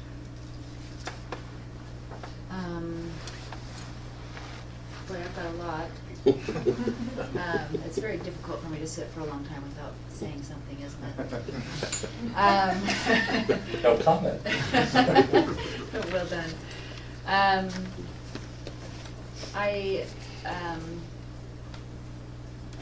I also have enjoyed the conversation. I've liked the development that's gone into the east of it. I know it's coming, I know it will be on the front end of State Street. I think when you have 300 senior citizens coming, they're going to be eating and they're going to need medical, dental. I'm very disappointed that we don't feel worthy to be a 10. We're okay with a 7, we're okay with a 4. I'm not. I think I think that block can be a 10. So, in my view,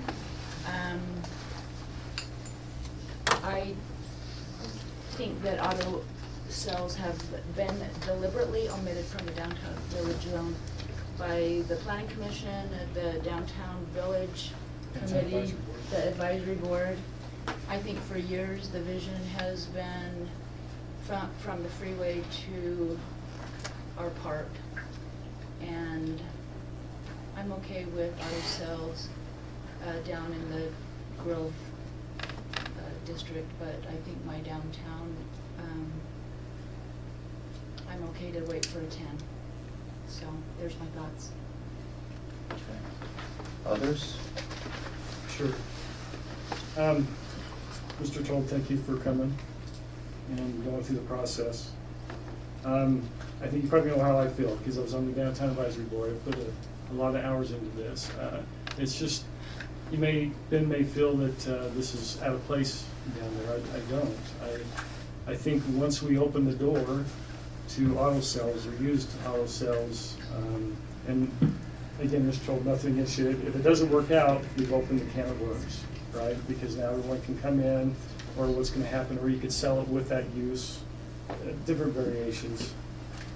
To give a waiver or variance, it just doesn't work for me, because there is too many what ifs. This is a potential for us to showcase Pleasant Grove. With, I think we said the Grove Crest Villas coming in and what they're doing and the potential there, what Diana said, there's just too much potential for us just to say we're going to settle with a 4 or 5, 6 or 7, like Ben said.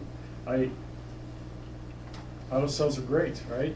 Sales tax, we love to have it as a city. It's a tremendous asset to us, but I just don't feel that this is the place for it. Non-essential. So that's my quick 2 cents. I have a lot more of it on. I'll just say thank you. Others? I'll go. So, I like the idea of the railroad track being the defining line. I do feel this is more of an industrial area right here. The reality is you have a railroad track, you have a bar, you have another auto sales, and you have a gas station. I don't necessarily consider it a gateway to the city as it is right now. These businesses could be here for another 30 years. So let's improve them and bring them up to a standard that's acceptable and right now. And because they are private property owners and they do have that right. And so they could be here. Would I love a restaurant there? Sure, I love a restaurant. I like a lot of things there. But the reality is the city doesn't own the property. And we have private property owners that do, so let's work with them on improving it as much as we can until that land does sell. I do think the improvements need to be done now. I mean, we require that of other businesses and for, previous and new development, and it needs to be done now. I mean, we wouldn't have like Paving's restaurant come in and it's just half done and 3 years later they make an improvement. So it needs to be done now. But I'm willing to work it out, and I do think that, I think your suggestion of the railroad line is a good suggestion. It may be a 2 right now, but 10 is our own opinion. I mean, what's a 10? A Chili's restaurant? Is it? I mean, we don't even know what that means.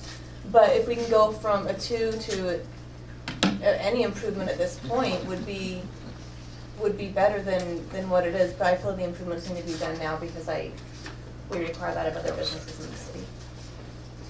So what's before us though is not that though. Yeah. So No, as what's in it- front of us is, do you add As it car stands- sales to this downtown And zone? as it stands now, I would vote no on what's in front of us tonight. So just briefly, I think everybody knows how I feel. But the only statement I want to say is I think we owe it to the current business owners and those that have developed recently and have met the criteria of our downtown village to then now change it after we've expected and required all these other businesses to meet the criteria. I think it would be a detriment to the value of the properties that we've already asked to improve. Okay, so does the council want to see this thing come back? No. What if the applicant were to sit down with Ken and Planning Commission and come up with a Wowzer sales, beautiful 1920s or whatever the age period is with all the bells and whistles? Is it still a car sales thing that we're not in agreement with? Well, I have two issues. One is, I don't think the entire area should be rezoned, so if there's a way to make that happen specifically for this area, I'm in favor of that. So I'm open to him coming back with not an overlay on the entire area, because that opens up the door for more auto sales, but for that specific area, yes, I'm open to you coming back and working. So we can't spot zone. That area? Right, you can't spot zone, so the way that this has been approached, it cannot come back as car sale overlay downtown zone. What about changing that area with the rail line? You can rezone it to an area that allows downtown, or allows car sales. You can, that's the one I'm thinking of, you could rezone it to something that allows car sales. I guess the other point that I want to make is, right now, that's basically already what it is. So it's not like we're going from a very, very nice piece of property to something that's lesser. We're going to improve that area. And it could be there for, like I said, 30 years. So I feel like I want to work with you and make that happen. I don't know how we do it. To not create an overlay on the entire zone. I don't know. So I guess that's where staff comes in and gets creative. I don't know. I'm just wondering if where it was, the zone was changed for, it was manufacturing, that 150 feet, 170 feet, which was included into this, if just that part, that 170 feet could just be rezoned. So, Is Mr. that a Toll, possibility, or do you have a reason to we're go? probably not gonna make a decision tonight that will. That was just a create an question, is that something Yeah. that could happen, just that? We don't know. The best answer is to go talk to Ken. Okay. And wait for the council to determine tonight, because we want to see this again. Sure. Because, you paid money to come, and we want to make sure that you get your money's worth. And whatever ideas there are, great, right?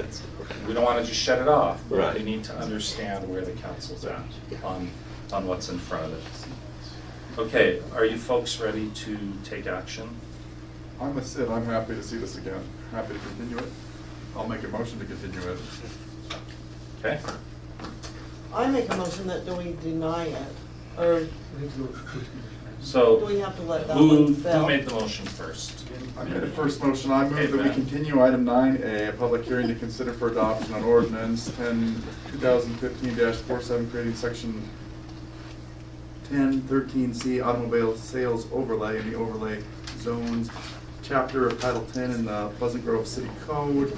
I make the motion that we continue to date uncertain, and that we work with staff to develop language that will provide the kind of solutions that will creatively meet the needs that we've discussed tonight. Can I say a quick word after that? Because if that. Do we have a second? Oh, I'll wait.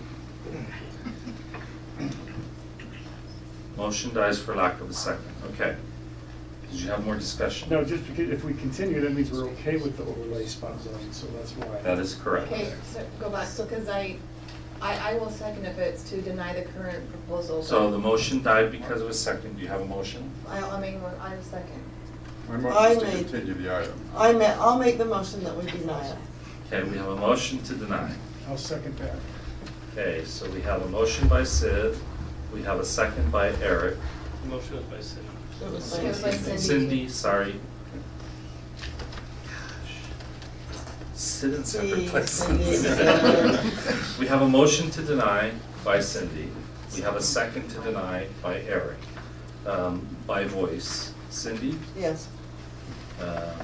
Sid? No. Ben? No. Diana? Yes. And Eric? Yes. Okay, motion carries.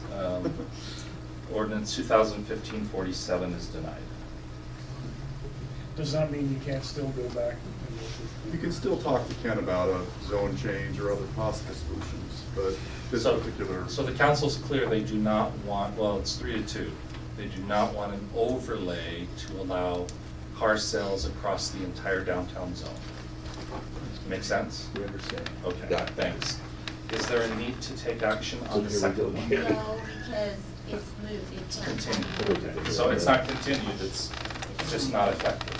Just strike it, it would be, just strike it. from Mayor, the council, I agenda. move that we strike out a 9B from the agenda. And I second that.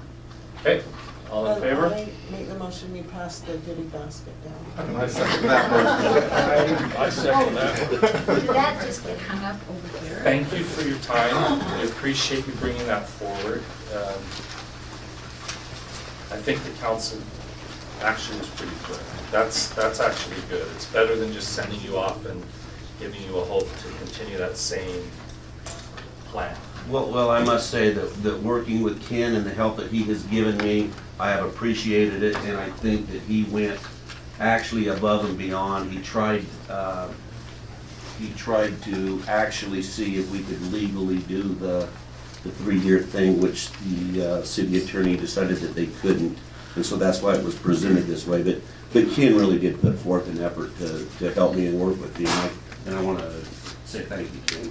He's nice that way. And I do appreciate the council and the things that are said. I think I just need to come back a little bit better prepared so I can show you what we're looking at. And I do want you to know that we understand the vision. I hope that you understand that I'm next to a railroad train, and I want to make that as nice as I can, because I wouldn't be sitting in the dentist office when that train went by. Thank you for your time. Appreciate it. Mayor, can I seek some direction? Okay, so this item in different forms has come forward twice, and so now we're sending it back again. I would really like to get it right this time. Which means not necessarily that we're making it so that, yes, it will be approved. I have to state, if I haven't stated it clearly enough yet, that in my mind, in my vision, there's not a way to do this to meet the vision of downtown. There's just not a good way to do this. That's been my recommendation all the time through. It will continue to be my recommendation. I don't want to have to come back a third time, a fourth time, a fifth time, to have to keep coming up with the right verbiage, the right approach, or whatever. I would really like to see this put to rest one way or the other. However, I understand where we're at right now. In my mind, I think we can do this in 2 different ways. We can put in some additional verbiage, such as the 150 feet, maybe describe the location of the applicability of the overlay to be just right on that corner. That, to me, is not good zoning, nor is it good planning. I will not recommend approval, even though I might come forward with some verbiage to do that. The other way would be to rezone the property to CG, which is what the property across the street is to the south, which would permit auto sales. You would not have any of the design guidelines or other criteria involved with the downtown zone. So just to be clear, there are 2 ways that I can see that we can do this to make it work for the applicant. I'm not going to support either one. Thank you, Ken. And I understand that it's frustrating for you, but we're trying to work with the property owner, and if it takes 5 or 6 or 10 times, not to necessarily approve it, it might get denied every single time, but he does have the right to come, because he does, he's the business owner, not the landowner, but, I mean, I know it's frustrating, and I know it takes sometimes multiple times to get this right, and right might mean denial, I don't know. But they always have that right to come before the council. And absolutely, and I'm not saying that they don't have the right. I'm happy to work with them as much as we want, but in the end, I don't want a lot of extra time wasted if in the end it's not going to be approved anyway. But we don't know that. I don't We think don't we know wasted that. time I on know. his part. I It's know. what I'm just is saying right. think Kim's looking for guidance from us. The guidance I can give is that I would be supportive of either of those solutions. I would prefer a zone change to that, maybe even a larger than his one property in that area that's anomalous of the downtown zone. Okay, out of respect for Ken's request, which I think is understood, but maybe with a different spirit, what we need to do here is take this offline, and I would invite a member of the council who is in favor and a member of the council who is opposed to meet with Ken and work with Ken on whatever he has already researched as far as possible and impossible solutions to this, and kind of let's get that out of city council meeting, because we've already denied this particular request. It won't come back as an overlay. Send it back, look to see if there's not another way that this body and the other body would be in favor of moving forward with, but let's not do that here and try to create policy from the bench. Thank you, Ken, appreciate it.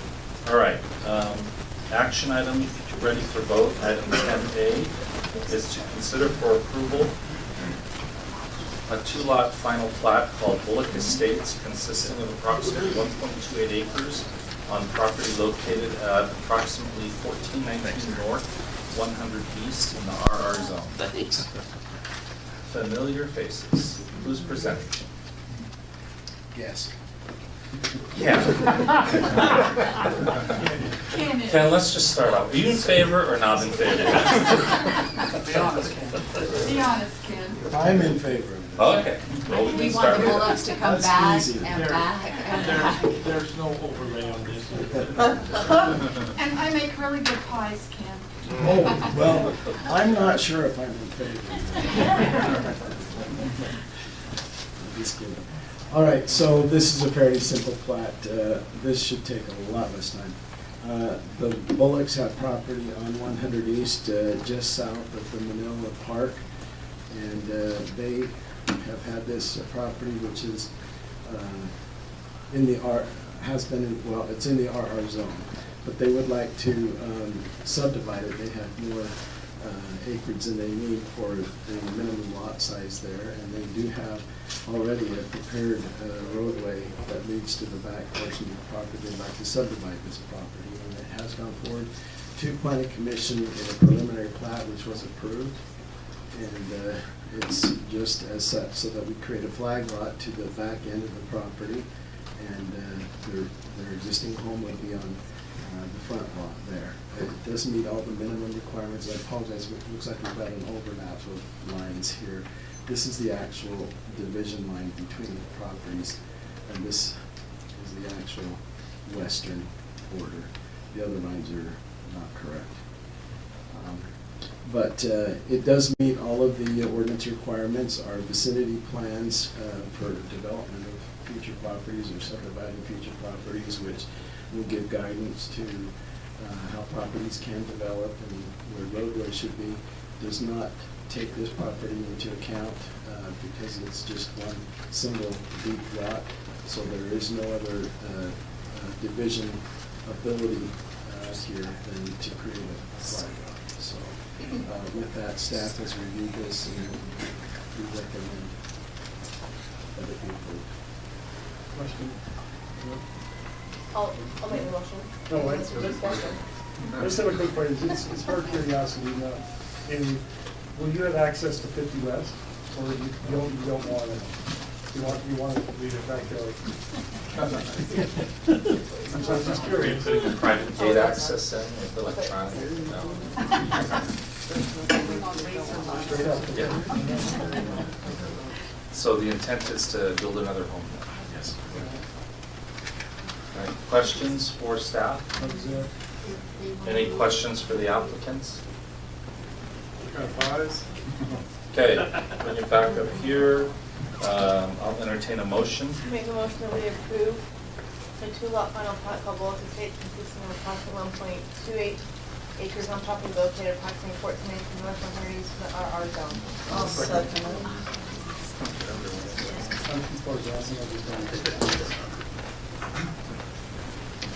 was thinking I was gonna block you out, and they blocked me out. Okay, sorry, we had a motion by Sid and a second by Ben. All in favor? Aye. Any opposed? Motion carries. Thank you. Thank you. When are you gonna break ground? As soon as our grumpy developer lets us. As soon as we can, because I'm living with my parents. I mean, I The love truth them, comes out. but It's not where we figured we'd be at this point with in our four lives. kids, 2 cats, a turtle. They're cute. So this is actually not the best time in the whole wide world to be building that. Take what we can get. That's where we want it to get going.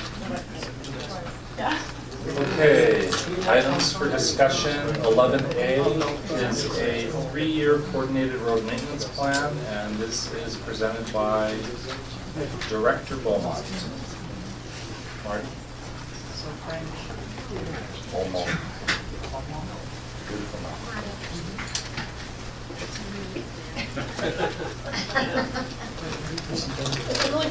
John, we're really, or Marty, we're really not gonna discuss this. John's just sat here, no, I'm just kidding. John sat here through the last time. The mayor set the limit at 2.5 minutes.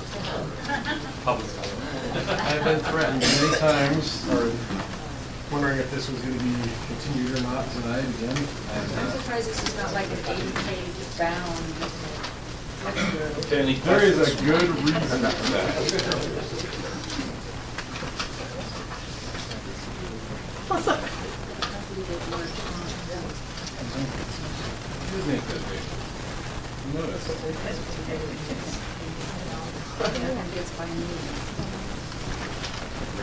You did that just to make it space.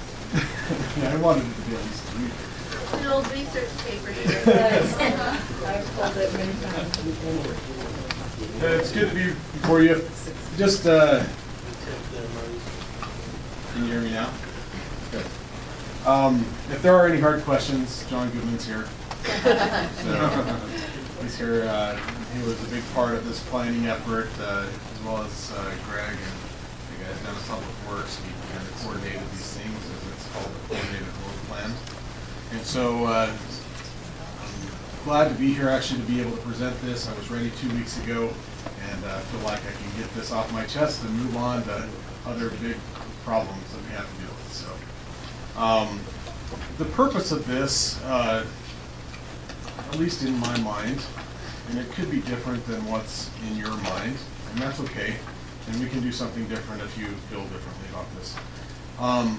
But the idea of what we wanted to bring to you was our vision of what we would like to do at Public Works with the funding available for maintenance of our roads over the next 3 years. And this is, we wanted to come to you and tell you our approach, how we're gonna do that, how we make those decisions, and then what we would like to do as far as recommending roads to be done over the next 3 years. Involved in that, there is some steps, some things that we went through to be able to identify what we feel brings value to our road system. We want to utilize the funding that we have available, which we all have discussed is fairly limited for the 108 miles of road that we currently have in the city. And working within that funding that's available to give the best value for that funding. And it's not going to be everybody's, I guess, we could do 1 million roads that we have in the city with the funding that's available. And so one of the things we wanted to do is try to take a little bit of the politics out of this. We didn't necessarily come to you and say, what road do you want done, or what road do you want done? That wasn't our intent here. Our intent here was to make a good, sound decision as to why we're doing a specific road, and the reason is to bring the best value for the money that we have available. So tonight, what I'm hoping to present is why we did what we did, and then just show you quickly what you have before you is a copy of what our projected plan would be for the next 3 years. Kind of just to start out, the idea would be that we would have a 3-year rolling plan. So This plan is for fiscal years 16, 17, and 18, which would mean that 16 ends July or June 30th of 2016. So the projects that we're talking about doing in the first year are actually projects we will be doing this spring. And they'll be started, they may not be finished before the end of the fiscal year, but they will be started. Then the next year is the fiscal year 17, again, that'll go through the summer. So some of these projects that we're showing on the second year may be done by the end of the summer, the end of the construction season, or the following spring in 2017. The idea also would be that as we go through our budgeting process in future years, including this next year, that we would add one more year to this planning. So as we go through that, and we talked about maybe in January, but kind of January, February, we'll be talking about another year of plans because we kind of got a late start on this year. And so that's kind of the goal, I guess, of where we're going with the planning. Question. Yes. So the money that when the bond sunsets, is that January first or what? Let me just go through it. I was so excited about 18. I've been focused on 18 for 4 years now. Really quickly, so we chose 4 kind of areas of focus that we wanted to identify the roads. So we've got a lot of data about our road systems, their current condition, the estimated cost, the recommended treatments for those roads. All of that data helps us quickly make general decisions on what we can do with the available funding. What we did is we tried to focus on roads that were moving from a more expensive treatment or a less expensive treatment to a more expensive treatment. So if a road needed to be sealed before if we let it go a few more years, it might need an overlay. That's a transition that we would like to try to avoid. It brings good value and it's a good use of our funding. That being said, again, we're talking about $1 million.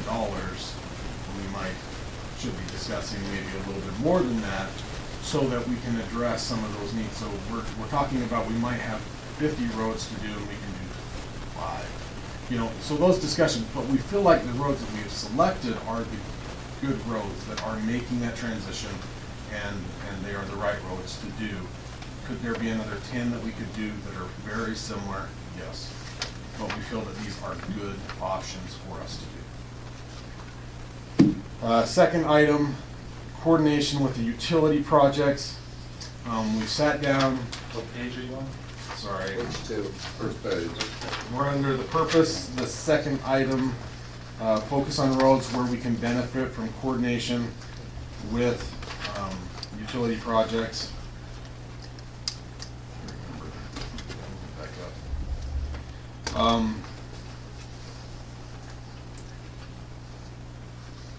The idea of that, so what we did originally, so we identified roads that were transitioning, so we actually identified $9 million worth of roads that were transitioning over the next 3 years in these critical areas.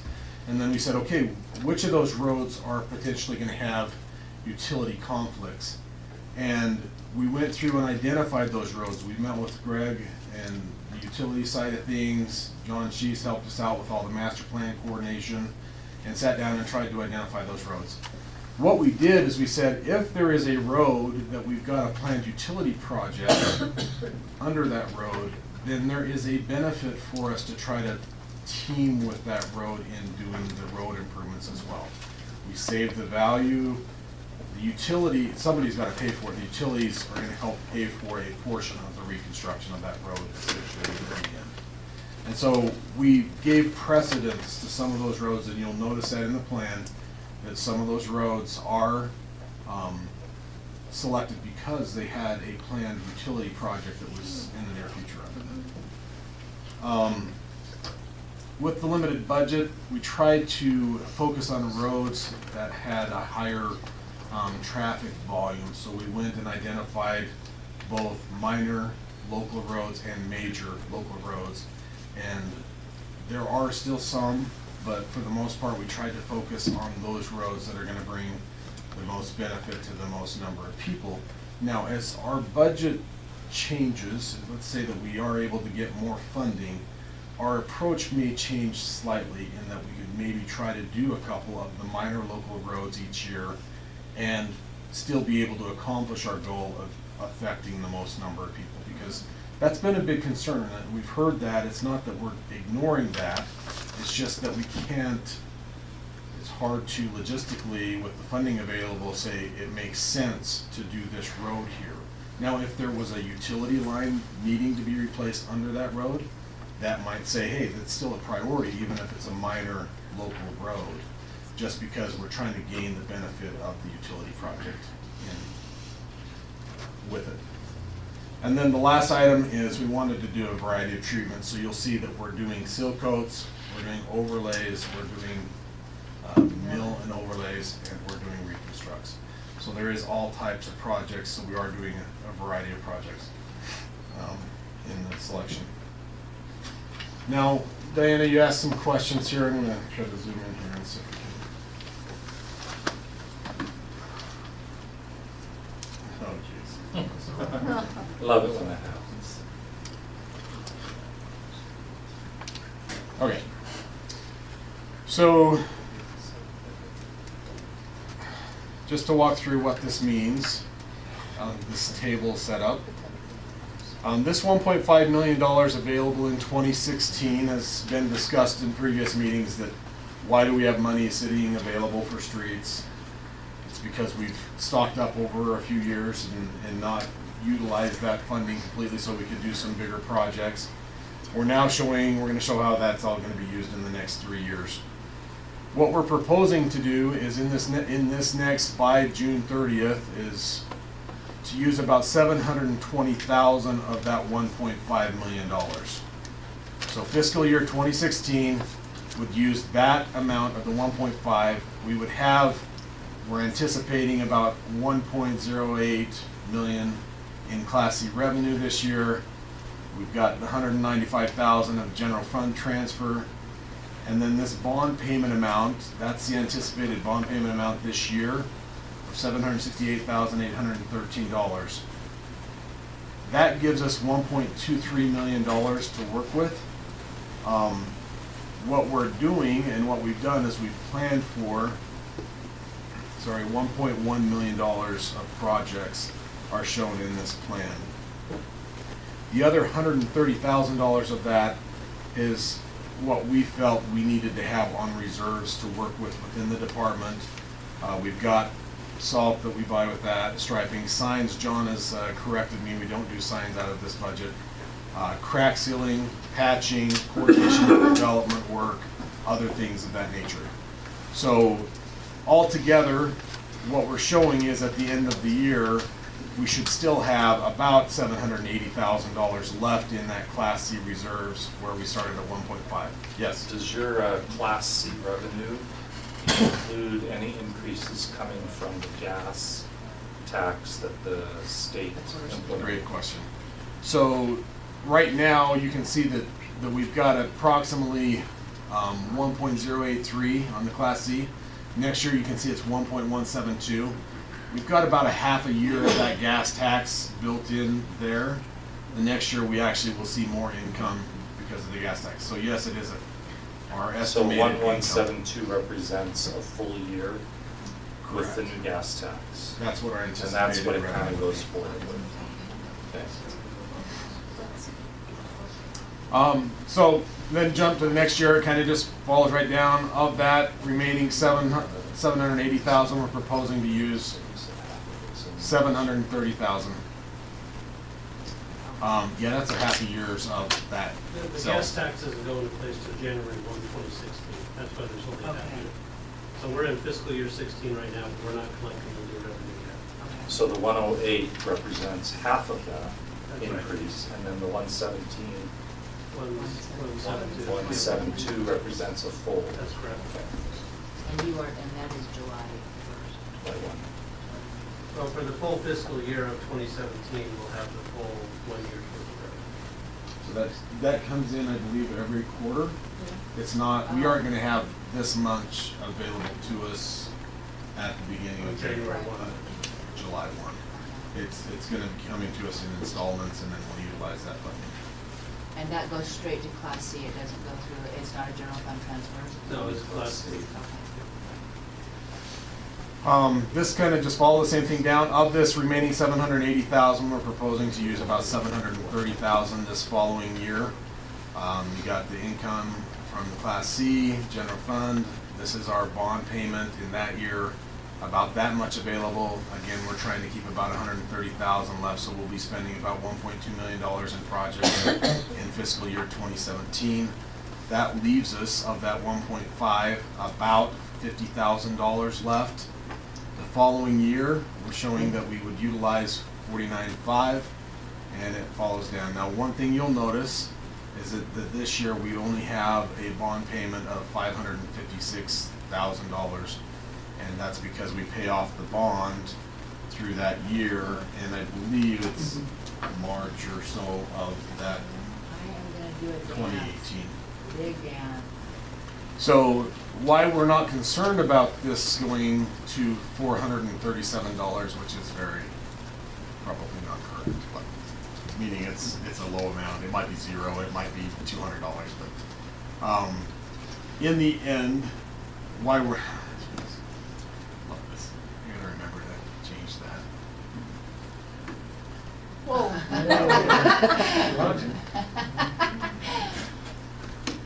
Sorry.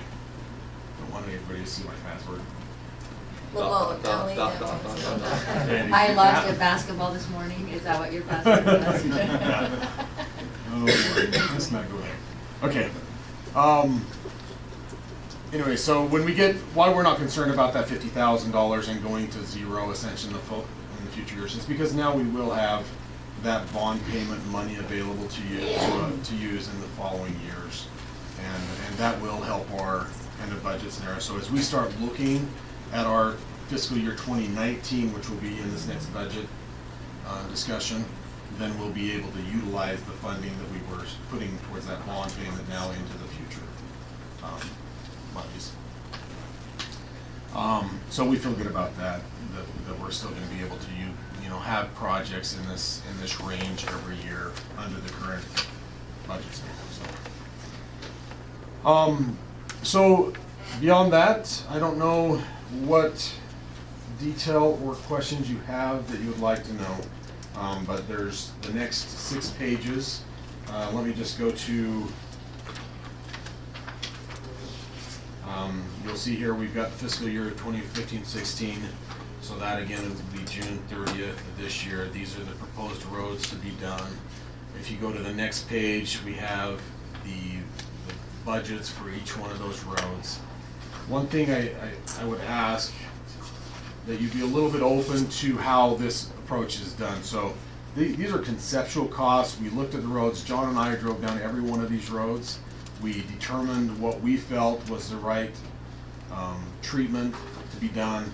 How much was maybe not, just if it was an overlay, we might have to reconstruct a small portion of that. And we felt really good about the approach that we took here, but they are general basic budget numbers. We may get down to the project number 6 here and find that there's not the available money to do project number 7, for example. And that may need to shift to the next year. We may find that we were overestimated it, and we were able to bring another road up and do it this year to utilize that $1.1 million that's available to us. So just know that we're going to utilize that budget under the same framework of the criteria that we're trying to select roads under, how we use the funding the best, and we may add one or subtract one as that happens. Are these prioritized by importance, or? I did try to do that a little bit. It really depends on, so for example, this Garden Drive project is, the water line is being replaced there, so that one will be done with that water line project, so that one is a high priority. This 900 South is dependent on the sewer line being done, and we're in the process of verifying that we've got all the funding set up to do the sewer line under that road. Locust Ave has already been done, and that one is one that we would proposed to do first. So, yeah, they are in general in order, but not necessarily exactly how they'll be done or bid. Or You said Local 7 has already been done, you mean that Meaning the portion? water line already But yeah, the water ties line, underneath okay. At number 3, is that part of the school property? No, there's, so the portion, we own the property in front of the swimming pool and the road, so up to the Alpine School District boundary is where that goes, so it's from Locust Ave up to the end of the road there in front of the swimming pool. What's that? To the speed? Yes. Yeah, to the speed From bump, the yeah. speed bump down west. So, Marty, what's the trend on cost of materials right now, by the way? Like, are we going up, or are we going down, or are we leveled off? Good question. Petroleum's down. Yeah. But what does that do to asphalt? It goes down. It goes down, but also, if there's a lot of work being done, then the price goes up. Demand It's causes really, it to go up. it's a really hard question, and that varies throughout there. Not, it's a good question though. But that's some of the things that we're talking about the budget. We've come at it from our approach where we're sitting today and said, okay, we estimate it to be here, we feel conservative, we've added some contingencies to those numbers. Right. So we feel like we can get the project done with the budget shown, but there may be something that comes as we get into the actual design of the project that we say, oh, we've got to expand it just a little bit wider here, or the prices of the asphalt came in a little bit higher than expected. Those types of things that we've got to be a little bit flexible on. I would just like to, again, state to you that our approach is that we're going to try to follow this criteria. And if you have a different approach or something that you don't like our criteria that we're going to be using, that's what we can discuss. But that's how we would like to use the funding that we have available, is by throwing it into this little criteria, going through it and say, okay, this makes sense, we've got utilities here or not, it's a high used road. So this is totally independent of other people that come to the podium and say, I live on the worst road in Pleasant Grove, et cetera, right? I'll look through the projects, and we honestly just took it at face value and said, okay, what roads make the most sense to bring the most value to this, I don't know, to our road system. Jim's road's on there for next year, I didn't see him do that, so I don't know. Condition of road and roads most traveled. Yeah. Most used. So, that would be a good question, and I think we might get that, and there's a few roads, Diana, 300 East, we've got a water line project that needs to be done in front of her house, from 2nd South up to 2nd North. Ben, we had the big leak in front of your house, that's been on the books for 8 years to get that water line replaced, and we finally have it, coordinated in the budget to do that for our water line replacement. At that time, we want to do the road so that we benefit from the coordination of those two projects together and the value of that. And so that's, it had nothing to do with you living there, Diana, it just makes the most sense Well, it is based the on most this traveled road criteria. besides First East, 30. 30 makes lots of sense for a lot of reasons, All right. but. So, Marty, when Questar came through, what kind of a treatment did they do to the road after they did their pipe? So you're talking about not the stuff up in The gas. Blackhawk, but the one that went all the way through town? It kind of came by the junior high, worked its way down on a side street, it crossed Grove Creek, it's now out on State Street in front of Linden. The way that they do work is a little bit unique compared to how we might do it. It's very expensive. They bring in flowable fill material for all of their final backfill. They don't use any of the native material in their backfill. I think that leads to a little bit nicer trenches. They have a very qualified asphalt crew. They've done great work on the stuff that I've seen. I've been very impressed with the way that they do their work. Nice, clean lines. They don't try to skimp and just say, I'm not going to do that 5 foot. They'll take it all the way to the edge of the asphalt and just do the right job. And those are things that at some point we need to discuss, honestly. So I guess that's the question, when you're talking about roads where you've combined various infrastructure needs with them, what kind of finishes are you looking at on top of that? Is it going to look like it looks when they're done? So in general, when we've got a utility project, we're usually milling and overlaying the entire road surface. So the whole thing, not just half? Yeah. So Garden Garden Drive, Drive. for example, is a full mill and overlay. They'll trench it, we'll pulverize the entire thing, recompact it, bring up the asphalt. It'll be a nice new road. Same with the road up at Blackhawk, same with 30 East. So a lot of times it doesn't make sense, you know, on the utility side of things when we're coordinating those, if they go in and cut the road in and we're just doing an overlay, in the end, you're not gonna see that trench. We'll overlay the entire road surface. So it's a nice finished road product. You won't have the sink. Can't guarantee that, but that's the goal, right? Well, yeah, I mean, I guess doing it that's, right. I guess that's really the question, right? We're gonna take the time now to coordinate the projects. We're gonna dig the road out, we're gonna put in these new lines or whatever needs to be put under the road. And when we come back in and compact that and then resurface the road, you end up with a very good looking road that's travelable, but we don't end up with that, you know, the waves. That's correct. That is what the total goal is. Okay. We will attempt to make that happen. Well, I mean, anywhere we that's, can, right? that's, isn't that like most of the battle that we face? Yeah, if you drive on North County Boulevard, which is a fairly new road, you'll notice there's some dips in it. Yeah. You know, and so, as Marty's saying, our goal is to not have any dips, but things are gonna happen. What we don't want And to you may do- end up with some on a rare occasion. I guess, That's not what we're after. what is the worst situation is if we just done a road and then we come in next year and put in the water line. Now, let me say this. We don't have enough funding in our roads to handle all of the roads that we're doing utility work under. There are a lot of roads that we'll be doing water line replacements, a few sewer line replacements, and I have no funding available to say, I'm going to join with you, coordinate, and get this job done right. We just have to get the job done, and because they can't wait any longer. We're gonna do that wherever we can with the funding we have available, but we can't guarantee that every utility project is gonna have a new road over it, because we don't have the funding ability to do that. Even though we would like to have a little bit more, and have a little more flexibility in doing that, it's not likely gonna happen, so. So except for emergencies, do you at least have like a policy then, once that has been rebuilt? There's no more digging for a period of time, 4 or 5 years?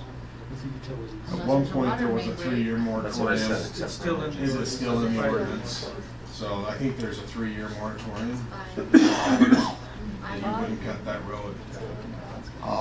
If they do cut the road, again, this is probably another discussion I'd like to have at some point, is what do we require of development? What do we require when somebody wants to come in and cut that road? Because what we've seen in the past is it's really difficult to not allow them to trench in and put in their utility service for 5 years. So if they do it, what is the best situation for us to be able to repair that road? Do Have we- them fix the road, right? Have them fix the Whoever's road. cutting the road to run a lateral or whatever it is, they fix the road back to the standard that the road was in prior to the cut. Right, and that may require additional effort on their part, not just a 5-foot trench across the road, halfway across the road. It might be a 20-foot wide trench across the road, seal it up, and, you know, it's gonna add some, those are good questions to have. The reason why I feel that's a good discussion to have is because if they don't do it and we don't require them to do that, then it's on us, and we will be paying for it as a city to do that work at some point. So who's responsible? Is the taxpayer responsible to pay for this developer to cut that road and decrease its life? I don't think so, and that's why I'd like to have that discussion and see our approach of doing that at some point. So I have a question. So citizen A calls in and says, I've got a horrible pothole in front of my house. What is our reaction to that? Do we tell them, sorry, you're not on the list for the next 3 years? Do we fix the pothole? What do we do to satisfy those needs? Yeah, so we encourage, you know, if there is potholes, we do encourage people to call down to Public Works and let us know where they're at, and we try to send the crews out to get those fixed as soon as we can. There is funding that we've set aside here to do some of the minor asphalt repairs, potholes, and things of that nature. It's more the larger scale. Is that part of the additional expense you have in there, or is that's separate? Isn't that part of the $130,000? Yeah, it's part of the Do you feel $130,000. comfortable with that? 138? Yes. That was in, you put that in the newsletter this, yesterday. Yes. So I've got. Oh, yes, about potholes, sorry. I was confused. I've got a compliment and 3 questions. I think this is a good methodology. I think it's great criteria. I think it's wise. It's excellent, tremendous amount of work. I appreciate it. My first question is, how are we getting this information out to the public? Can we get it out immediately? Can we start circulating this road plan to the public? I guess that's up to you. I would be happy to have it posted on the website under the Public Works section and make it available. It's obviously public information at this point. Again, the caveat, it's a plan, right, subject to change, of course, right? We'll need to put a little note on there to remind people of that, because I think that is a big deal. Well, I mean, we might get a water line break in some road, and we end up putting funding towards that road that might not be on this today. So Marty needs that flexibility to say, this is a wise choice for us today to do this. And so if a resident's looking at 2018 and they see their street on there, there's gonna be an expectation on their end that their street's gonna be done in 2018. And so, again, we need the flexibility as staff to say, okay, that is something that's gonna be pushed back to 2019 because we had to take care of another road here. It's likely it will be done soon. When I say soon, in the next year or two. But to say that this is now set in stone, this is exactly what's gonna happen is not likely. Well, if we're gonna publish the data. Yeah. Well, we have a responsibility to keep it updated. That's right. So if we do run into a situation that requires it to change, We'll update it. we have to update it, and that way citizens can see this is what the plan is, now the plan has changed, and why. That's right. And we can do that, you know, because if this is a rolling 3-year plan, when we start putting together the roads for 2017, you know, we'll reevaluate again to make sure that's still where we're at, and there might be a tweak here or there, but then we explain why, and we make that, we change the map that goes online, so that when the public continues to look at that, they can see any sort of changes that are made. I think that's part of what precursor to it, right, we just list that maybe in pretty red or green font. But yeah, we just need to make sure it's, you know, it's understood this is a plan. Yeah, my second question was, so the rolling plan, we're planning every December, I assume, or every sometime periodically we'll add in the next map for fiscal year 18-19, the list of projects next year around this time, is that the idea? I would probably with the budgeting process, so starting in January, but yeah, it'll probably be maybe approved, I guess, with the budget or something. Yeah, I guess my vision would be that it's updated in January timeframe, maybe as part of our planning retreat. We can say, here's this map for the next 3 years, updated, and then we make it part of our plan or our budget document, so that when we adopt our budget, you know, our budget document's 100 pages or whatever. This will be now part of in that document, so that any resident of our budget document will have this information. We'll also post it online and do all that. And if an emergency happens that you know has already impacted it, it gets updated immediately? Well, yes. I mean, Not we're not gonna wait, January. yeah, we're not gonna wait for the next year. Okay. If in certain circumstances, if it's a project for 2018, then we'll probably wait for the next year to update everything. But if there's something that just really changes things based on an emergency, then yes, I think we would update that right. Question, you have a third one? Yeah, my third question, yeah, that's why I tell you the number of questions I have, so. Hold on to the floor for 3 full questions. My last one, and I think we've talked a little bit about this, but my assumption is this plan is scalable, and that as we adjust, because I would like to see, and I think I've heard people say, that they would like to see us dedicate some of our future revenue towards roads. So here you've got the 195,000 general fund transfer, but we can change these numbers. You would be able to, with the same criteria, same methodology, move projects up, do more roads over existing infrastructure repair projects if we could get you more money. It can scale. That's exactly what will happen. As those budgets change, then we would move projects up and then show how that budget changes over the next 3 years, so we always have a 3-year rolling plan. I mean, these are just anticipated incomes, right? I mean, we don't have a magic ball here that tells us this is exactly what we're gonna get, but we anticipate this much coming in, so that's what we're gonna plan for, so. So if more money does come in, do you have a plan with that, with those funds of what you would do with the money? Well, that's what the criteria is for, right? So the criteria says, here's how we're gonna determine the next road. So right now I've got $3 million planned, right? If you look at our budgets here. So that could all move up to this year if you can give me $3 million. That's, I'm just saying, but that's how it would work. We would move it up, and then as we get more funding, we'd start planning out those future years. So January, you do the forecast of the revenues, if it looks like, in addition to the 195, you can allocate a few more. Yeah, so we have our planning retreat, and the city council says we want to allocate another $100,000 towards roads. Now Marty knows that when he updates the plan, that $100,000 is now in play, and that document can be updated, so that when we adopt the budget, we just make it part of that. I need to say one thing about what I just said though. So moving all those projects up, we're actually coordinating with some utilities that aren't planned for future years. So I can't, I guess, say that we're gonna move all of them up because I've gotta wait till those utility projects go to make sense of using the funding on those roads. So but we can work around that. So give us more money, we'll plan it out over, those approximate budgets and do it according to this plan. Okay, I have a statement. I just have one. Well, first of all, two. Maybe three. Thank you. This is presented very well. I have this gut-kicked feeling, though, that in 2017 and 2018, when Third East, I'm being very honest here, I don't want anybody to think that I had anything to do with the selection of my street. So I don't want it to be Diana's Road. Oh, why I not? think that's why, I think this is important, because This this is very doesn't important to me. affect, it affects employees that live in the city, it affects elected officials. And that's why we're trying to keep this on an engineering public works level with the criteria outlined to say this is why we think this is the best use of the money.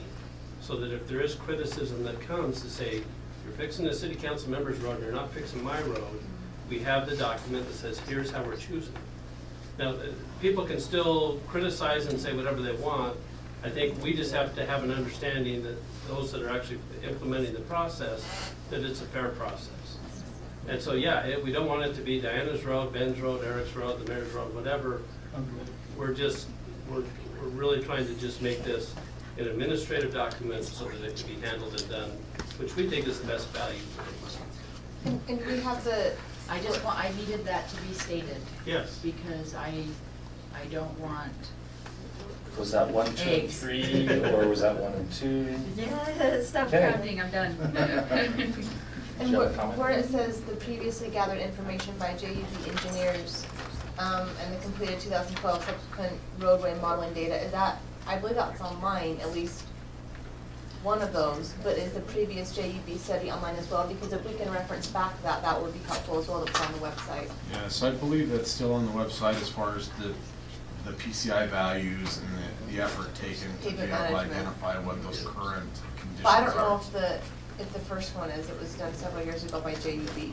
That Well, was. no, that's- 2012? That's the PCI value. But then there was one from last So year. what I was too. trying to do, and obviously this is, 7 or 8 pages, 9 pages, and there's a bunch of other things that I'm using to make those decisions in our documents. So we have maps, we have information on every one of these roads. We have information down to the distresses of the roads and the cracks and all that kind of stuff available to us as we're making these decisions. That is not information that I don't think we need to give out to everybody. I guess if they're questioning that, we can sit down with them and show them what we have. We're happy to do that. But I don't know that we need to provide them every step of the process, and that's why it's somewhat vague. Just be aware that this is how we selected those. And we have spreadsheets back at my office that go through all of the criteria and how we rank those and how we selected them. But I didn't want to make a master plan document for this planning document because it does need to be a little bit flexible. And the more detailed I make this, the more difficult it is to change in the future, just to do a quick update or change this road or that. Then I have to go through all of that backdate it and try to show it in the plan. Did you have? I think I might have one. Okay. But Marty. One. Yeah. Thank you. You, John, Public Works, right? This is a tremendous work here. I think it shows that the city hasn't just been sitting idle, right? We've been trying to focus on the roads. We know that's important. And so I want to just thank you for that. I think this is, you'll see that when we put this out on the website, that we are moving forward and we are trying to take care of these issues. Which again, I think this facilitates another discussion, which is for another discussion of we're getting more money. As we go line by line, I think it's going to show that we have to look outside the box and for some things. So thank you. Anyone else? Very helpful. Thank you, Marty. All right. Marty, I'm going to get a binder. Okay, we're going to look at our discussion items for December 8th.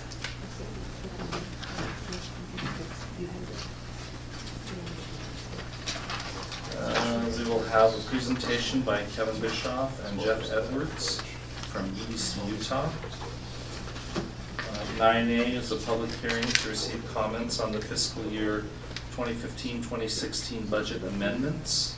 We do that regularly. Sorry, Mayor, if I can just jump in.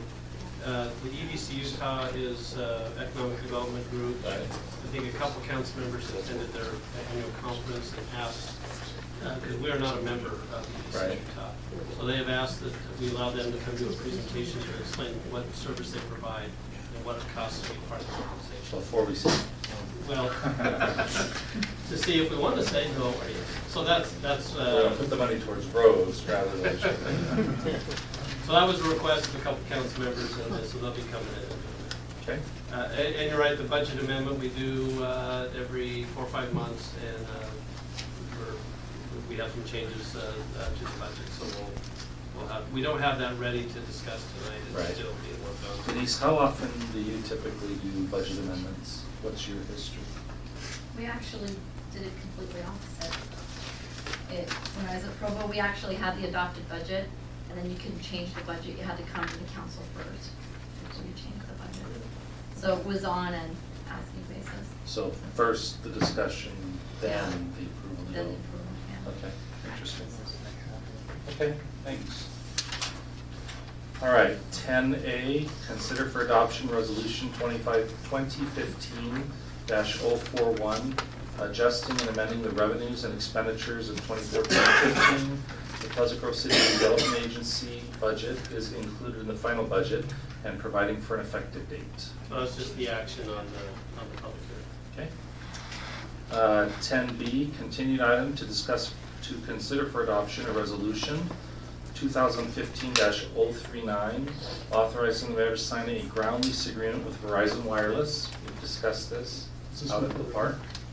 Yes, we're Is still, this like a permit? yeah, well. Because they didn't show I us. don't know yet. Okay. They're still working on it. All right. Still It's the got- placeholder. They need a new lawyer. All right. 10C, to consider for adoption an ordinance 2015-49, setting the time and place for regular meeting of city council, boards, commissions, and committee meetings for the year. So this is what we'll be looking at to adopt. I put it up on the screen here. The fundamental change that we've talked about previously is to go to 2 city council meetings a month instead of 4. And so what Kathy and I have set up here is for our meeting dates really to be the first and third Tuesdays of each month. There are a couple exceptions once we get into August. I think it'd be the 2nd and the 4th, and that's due to the primary election. It would be that first Tuesday in August. In November, it really doesn't change just because November 1st is the first Tuesday, but it's the actual election day is November 8th. We would also have the joint city council planning commission dates on here. They would be the 5th Tuesdays. It actually works out good on the 1st and 3rd, at least for this year, in regards to Strawberry Days, because it's June 14th, that Tuesday. And that's when we approve the budget? Well, so we're gonna approve the budget. How much time off you're gonna have, I'm sure of it. So, and I don't have it in my calendar.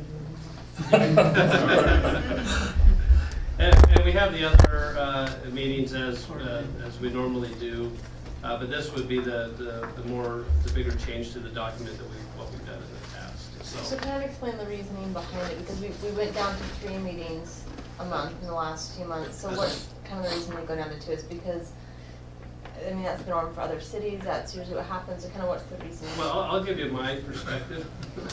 So when we have meetings every week, I mean, it's for staff, it is just, I mean, it's just constant.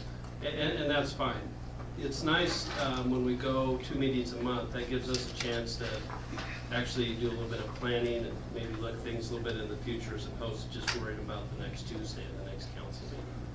Most cities meet 2 times a month. I think we were unusual meeting 4 times. Now initially, we had 2 city council meetings and 2 work sessions, and that has morphed into 4 city council meetings.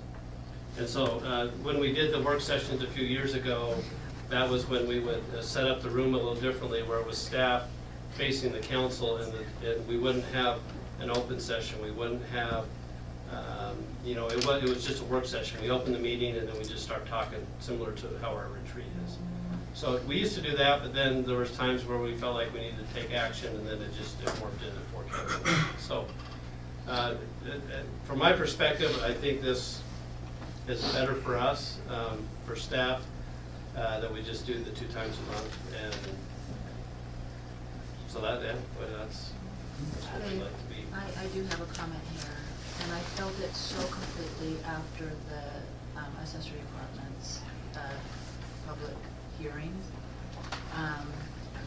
There, and because I'm only limited to 1 item per comment,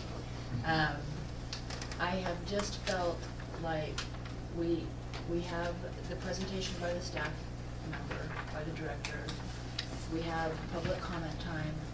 I don't, and especially after the accessory apartment time, I would have loved to have come back at a work session type situation and just go line by line and say, this is how I feel about this is what I'm thinking about. And so during the council meeting, I don't feel that there's a time for us to discuss. So I understand the 2, and we'll talk about this, but just know that I'm missing something without a work session in there somewhere. I think what this schedule does is it gives us a flexibility that if we have a particular item we want to have a work session on, we just use one of the off Tuesdays, and we say we're going to meet 6 o'clock. It's open to the public. They can come watch, but you know, generally speaking, when we're in a work session. It's a work session type. Yeah, we're just kind of discussing those things. We're not going to take action. It's informational. It's those types of things. Let me ask a follow-up question. Does it have to do with how you formulate your final views on a subject? You need the interaction to be able to come to your conclusions? So after we've listened to public and we come back and we have a discussion time, usually the public comment time has gone for a very long time, and there are a lot of thoughts. But then I felt like we were so close to finalizing the accessory apartment thing, but there was no time to go line by line and say, okay, what do you feel about this line? What's the win-win on this line? And so, you know, we kind of go down the aisle. Well, then sometimes somebody comes back up and does a public another comment, and then you know, there's just this little set comment without discussion, and I'm missing discussion. So you like the discussion part to formulate your final thoughts on voting one way or the other? Right. Okay. How about the rest of you? Are you more discussion oriented, or are you reader on your own, pouring through it, and then you come with For example, using accessory apartments as one example, Ken did ask us at the end of that discussion to please submit in writing all of the things that we were concerned about that wanted to be removed. He would take that and formulate that into a cohesive document that then did not include those. And then we would have that second follow-up, which includes the preparation of a reduced document. Yes. That would be a perfect time for a work session, I think. And then if we wanted to take action, we wouldn't take that action in a work session. We'd have to wait until the next regular The next city meeting council to be meeting, able to yeah. take action. Is that what we want? I'm okay with that. I think it gives us some good input, talking to each other, going over it line by line. Okay.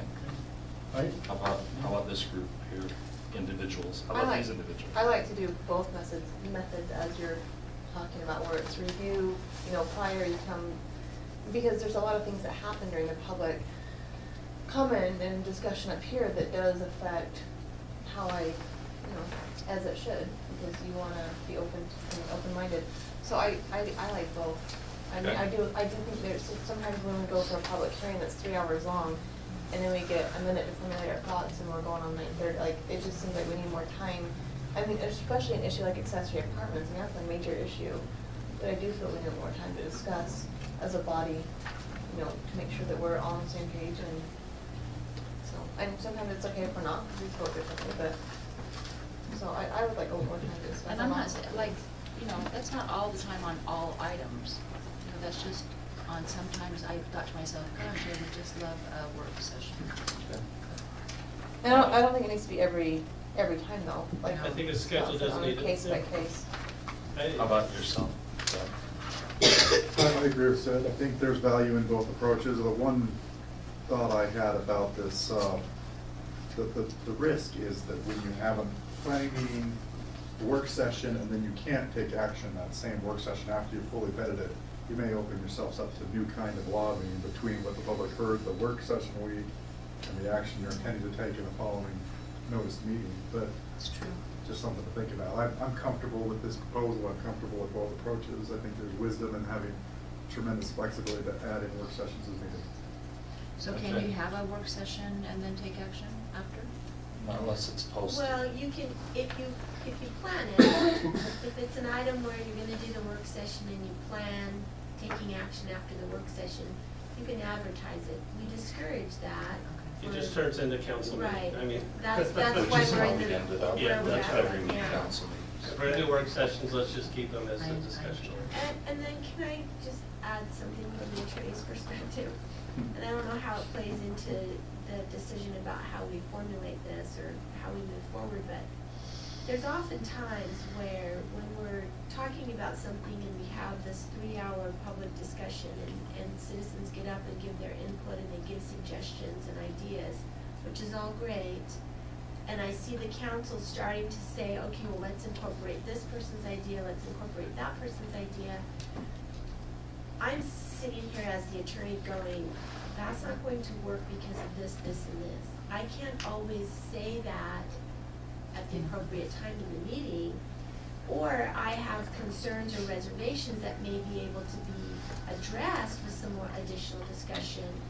And so I would prefer that if there's big things like that and there's a lot of public input and the council's going to change what's been put in front of them from staff based on that public input, that we have an opportunity to sit back down as staff and council and say, here's what we're thinking, here's how we're thinking of modifying this, does this still work? Do you have any concerns, staff? Is there anything we need to be aware of? That kind of thing. Okay. Cindy, before we lose you permanently, and I don't mean just tonight, give us some of your perspective, having sat through this for 12 years. I think it's just disgusting that you're going down to 2 meetings after 12 years of forward. Besides your personal feelings. No. I don't ever feel like I've never felt in those years that I was wasting my time and being here every 4 times a month. So we've been elected to fight the fight and get, and do what's expected of us. It almost a little bit seems to me that we're not shirking, but eliminating some of that, not commitment, but our devotion or our, I don't know how to say it, but our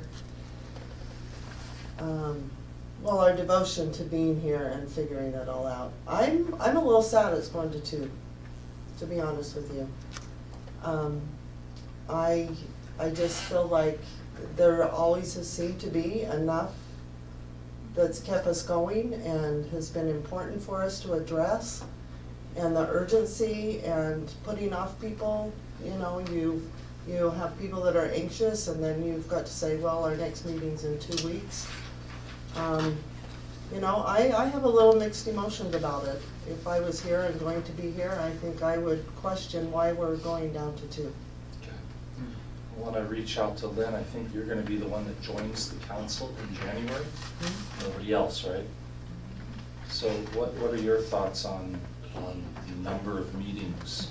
Well, I think 2 and the added work sessions would work for you fine. It depends on if we're gonna keep having 6-hour meetings, because then it'll become 10 hours. Sure. Okay, I have a couple of thoughts. I've sat not quite as long as Cindy did together. The evolution is we used to have 2 work sessions and 2 city council meetings. There came a time where we started to end up delaying decisions that were time critical and sensitive for banking and deals that were being made on land and property and et cetera, that necessitated us to put action items on work session days. And we ended up actually curtailing, in some cases, the ability to move the public's business forward, be they developers or business people or the citizens. And so rather than just call them work sessions, I think they were all called city council meetings, so that the flexibility to make decisions each week and move things along were included. That's on the one hand.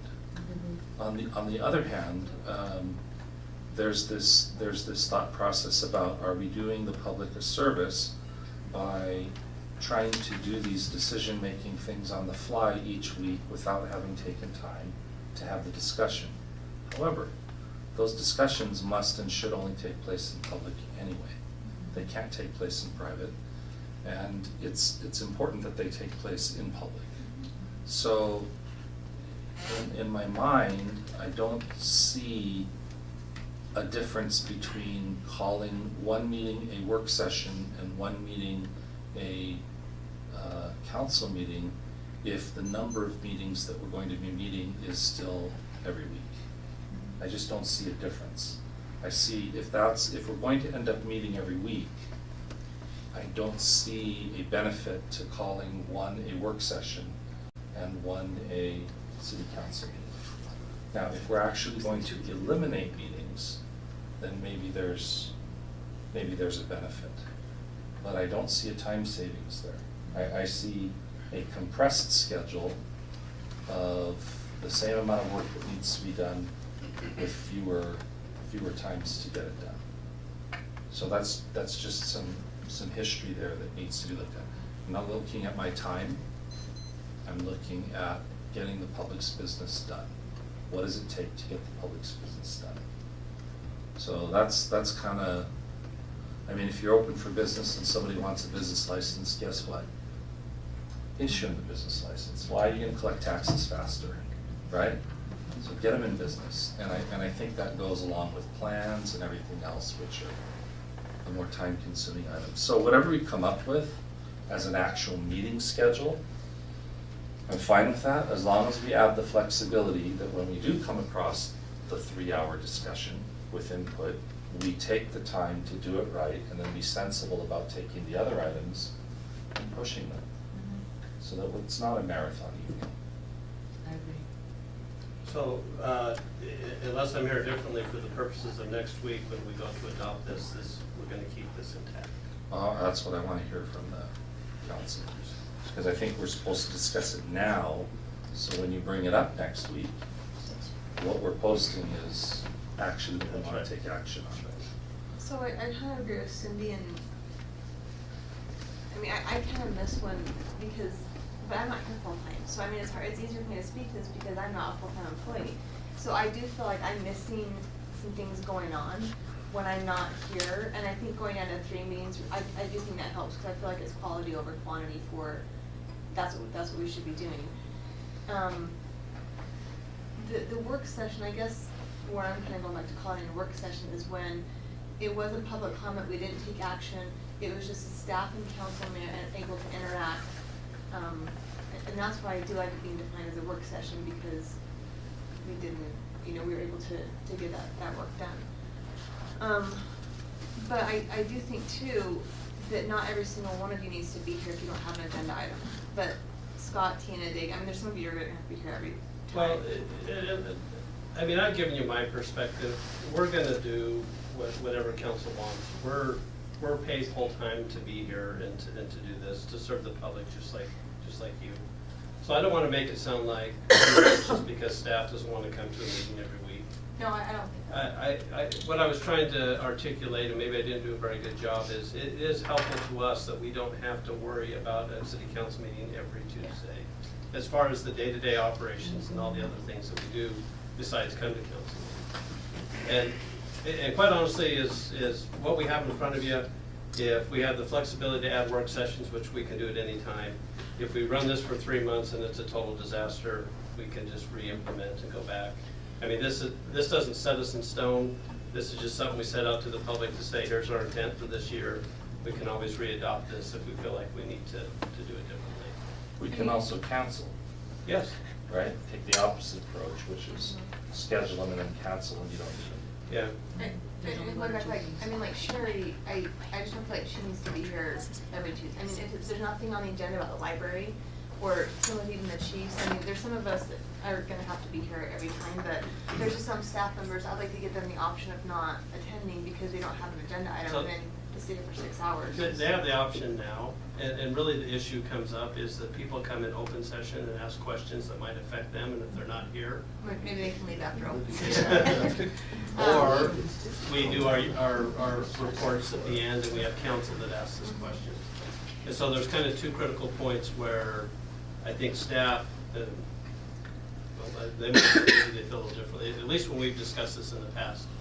That, yeah, when we're doing the department reports and somebody asks about something, law enforcement on a certain street, and Mike's not here, then, he's gonna feel bad that he wasn't here Yeah, with us. but then they can contact him. I just, when he's here for 5 hours and there's not been an issue related to him at all, like, he could be probably productive, answering, you know what I mean? So that's one thought. Yeah. So I like to propose, I like the idea of keeping three meetings a month.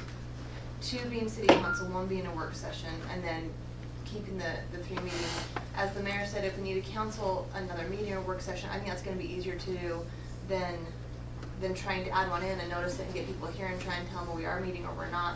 So that would be my proposal, is keep the three meetings a month, like I said, 2 city council, 1 work session, and see how that goes and council as needed, then that's my proposal. Can I say something, not as the public, but as the planning commission chair? Talk to the mayor. Talk to him. No. I don't think so, Drew. I don't mean to be rude or anything. I think we're It's trying to just have a fine. discussion. It's just that we're on the agenda that you're discussing, so. Yeah, we're discussing it, I right? understand. Okay, I'm sorry. So we've had a suggestion here for 2 city council meetings and a work session, adding other meetings as needed.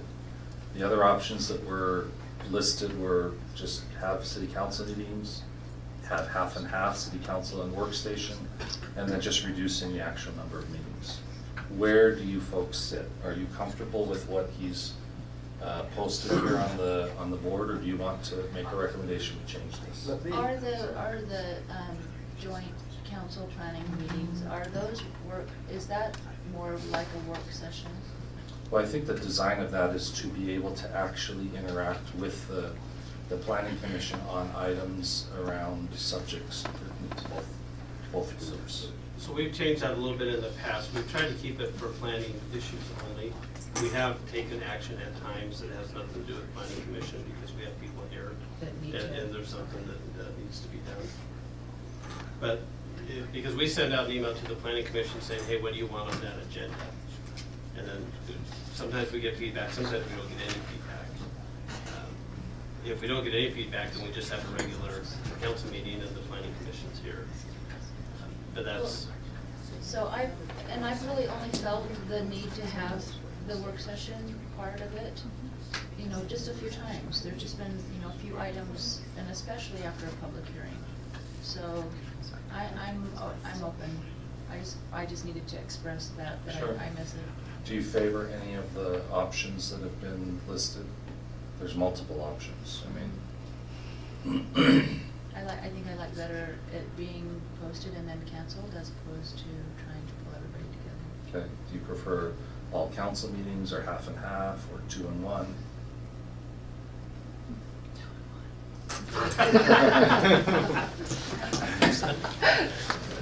Okay. It doesn't matter. Okay, sorry.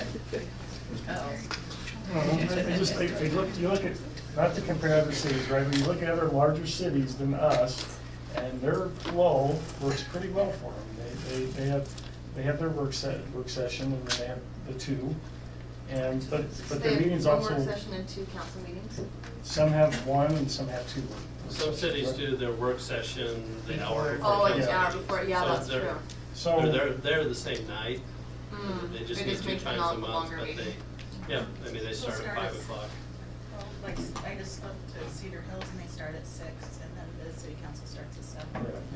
So there's different methodologies there, and the flow of the meeting, right? Some have people sign in, and then they have 3 minutes per issue to talk, and so the flow goes. I mean, it's up to us if we want to have a 6-hour meeting or we want to get some productive work done and say, hey, sign in for the open session, and then you have also you have the opportunity to speak on issues, right? It's a whole different subject, but I'm in favor of the 2 and 1. 2 and 1, okay. Ben?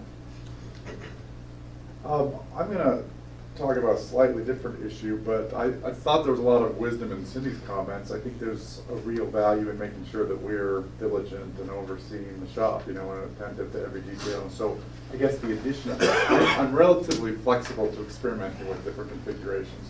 The one request I would make that's new that we haven't talked about is whenever we don't have a meeting, I would love to get a city administrator update email that kind of says, these are the things that I would have mentioned in the final staff business section, just so you know what's going on in the city. So we talk about calendaring things, because I do think there's value in having us on a weekly basis on top of everything going on in the city. Yeah, that's a good point, and I can do that, because there's so many things we have that are ongoing that we're working on that has been direction from city council that I don't give you a regular update on, so I think that there's. And your updates are awesome when you put them together. Yeah, and, yeah, I do it once every 2 months, I think, so. Well, and I love Dion's update, you know. Yeah, he does the weekly one. I enjoy the updates, Yeah. period.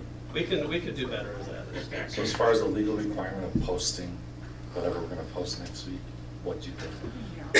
I'm comfortable with this proposal. I'm comfortable with any of them, really. I'm willing to experiment, but I Is would. this 2 and 1, or is this all? No, so this is two city council meetings a month with work sessions scheduled as needed. Okay. So not a directly scheduled work session. Unless the joint is more of But the joint, I mean, that's gonna be a work session specific to planning, so if it's accessory apartments, that works great. If it's, you know, if it's a budget work session, that's a different deal.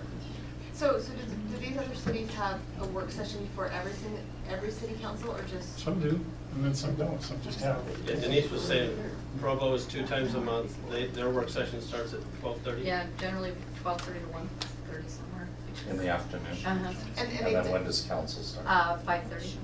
So they have a break. And is that Yeah, they work have like session- 4:30, they end that, and then they basically eat. Oh, so let's say long Yeah. work so- session, Yeah. followed by, Yeah, generally it starts either at 12:30 or 1:30, and goes to 4:30, and then they take a Okay. break, and then they start at 5:30 for the. And is that the staff basically giving the information to the council, being able to have discussions, and then? During the work session? Yeah. Yeah. Okay, I don't know if I could do that with the kids and stuff, I don't know. you know, it's an option, right? It's an option. But your Okay. city council meetings would be very short. So you had said 2 city councils and 1 work session, Not is that what you necessarily, favored? yeah. Well, let's tell the public. Yeah. It's up to you guys. I know, but you I know, we but have to you- decide, but you- because you've we're got gonna vote on wisdom. it next I week. have wisdom. You do. I would go, I think I agree, I think you need at least 3. Okay, so Like the 2. that's what this is, right? 2 This and is then No. 1. This is 2 plus? So if we do the 2 and 1, what we'll do is we'll set up a schedule for the city council meetings, a different column for work sessions, and a different column for the joint city council. So in essence, we'll have 3 meetings a month, but we'll just lay it out on the schedule. Okay, And is that- which one of those 2 do you wanna try? Do you wanna try 2 do you wanna try 2 city council meetings and 1 work session? Or do you wanna try 3 city council meetings and just taking a week off? Which one do you prefer? And this is a legal requirement, we have to post this next I know. week. 2 plus 1. 2 plus 1? 2 plus 1? I'm okay with the 2 or the 2 plus 1, it sounds like 2 plus 1 has the majority. Okay, I do have a 2 quick plus question. 1. I like Okay. the work session when we did have those, because we gather, we're in a circle. Uh-huh. I like that format, we can talk amongst ourselves. Yeah, I always enjoyed that format. And if that's okay, if we have the scheduled work sessions, that's probably what we'd prefer as staff, and I don't know if we hold the tables out again like we did, where staff is facing council, and that's where the interaction is. Again, it's open to the public, but there won't be an open session, there, you know, some of the other things, and we won't be taking action. Okay. How does this flow with the planning commission and the schedule? So the, Helping us. well, the planning committee, those are the 4 meetings, and those are, there they are right there. I mean, So- their meetings, right? I can't remember. Well, our discussion we had last time with planning commission was they email us agenda items, and it's still a city council meeting, city council can still take action, but we try to keep things that are focused on planning.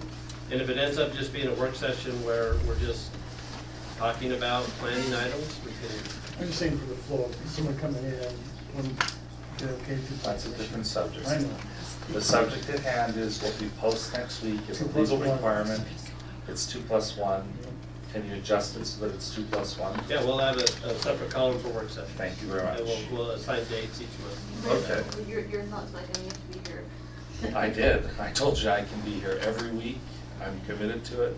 I like the city council format because we can take action on public items as we need to. We can delay items for the following week if we need to. It gives us that flexibility, and if we don't have anything going on, cancel the next meeting. That's the one I prefer. But I think the council's spoken. I'm comfortable with it, and if it doesn't work, we can change it. Yep. You reserve the right next week to change it. Okay, so that takes care of the regular meeting schedules, item 10C. Item 10D, consider for adoption resolution 2015-043, authorizing the mayor to sign an overhead power easement agreement with Rocky Mountain Power for the Blue Energy Power Plant located at the mouth of Battle Creek Canyon. So, to extend the three-phase power up to the new power generator, we have property on the south side with an open secondary tank, and then property on the north side of the road where other tanks are. We just need to put a couple more holes in the ground, Rocky Mountain Power. Bring an illustration of where the line is. It's really taking the existing single-phase power line that's there and moving it to different. It's really places. happening. I mean, this is Putting actually. bigger wires on it, yeah. Okay, this is We good. hope so. Taking a while to work with Rocky Mountain Power. Okay, item 11A is discussion on the promenade. Yeah, David's not here tonight, but Melissa Carbajal, who runs our promenade for us, and David, they get feedback from the vendors, participants of promenade, and they're talking about maybe rebranding it, maybe calling it a different name, things like that. So they just want to have a discussion and get input from the council next week. Okay, sounds good. And the rest of the items are standard. All right, back to tonight's agenda.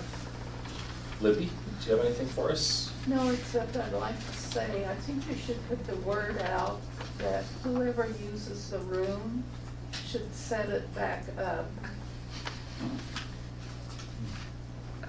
Prior to Scott, this can you meeting. put you the mean? word out? So what, So anyone who uses the room on Tuesday, like before city council meeting, they can get it Somebody's set back used up it in this and format. it's all, Helter because skelter. Yeah, we usually set it our- up tonight and we set it up the last meeting, because it was. Tuesday? Yeah, Tuesday, usually set it the- back up? Yeah, we'll have to talk with our. I So think something the fire else is department- happening just prior to this meeting? Evidently, Come in and set it Okay. up like at 4. Really?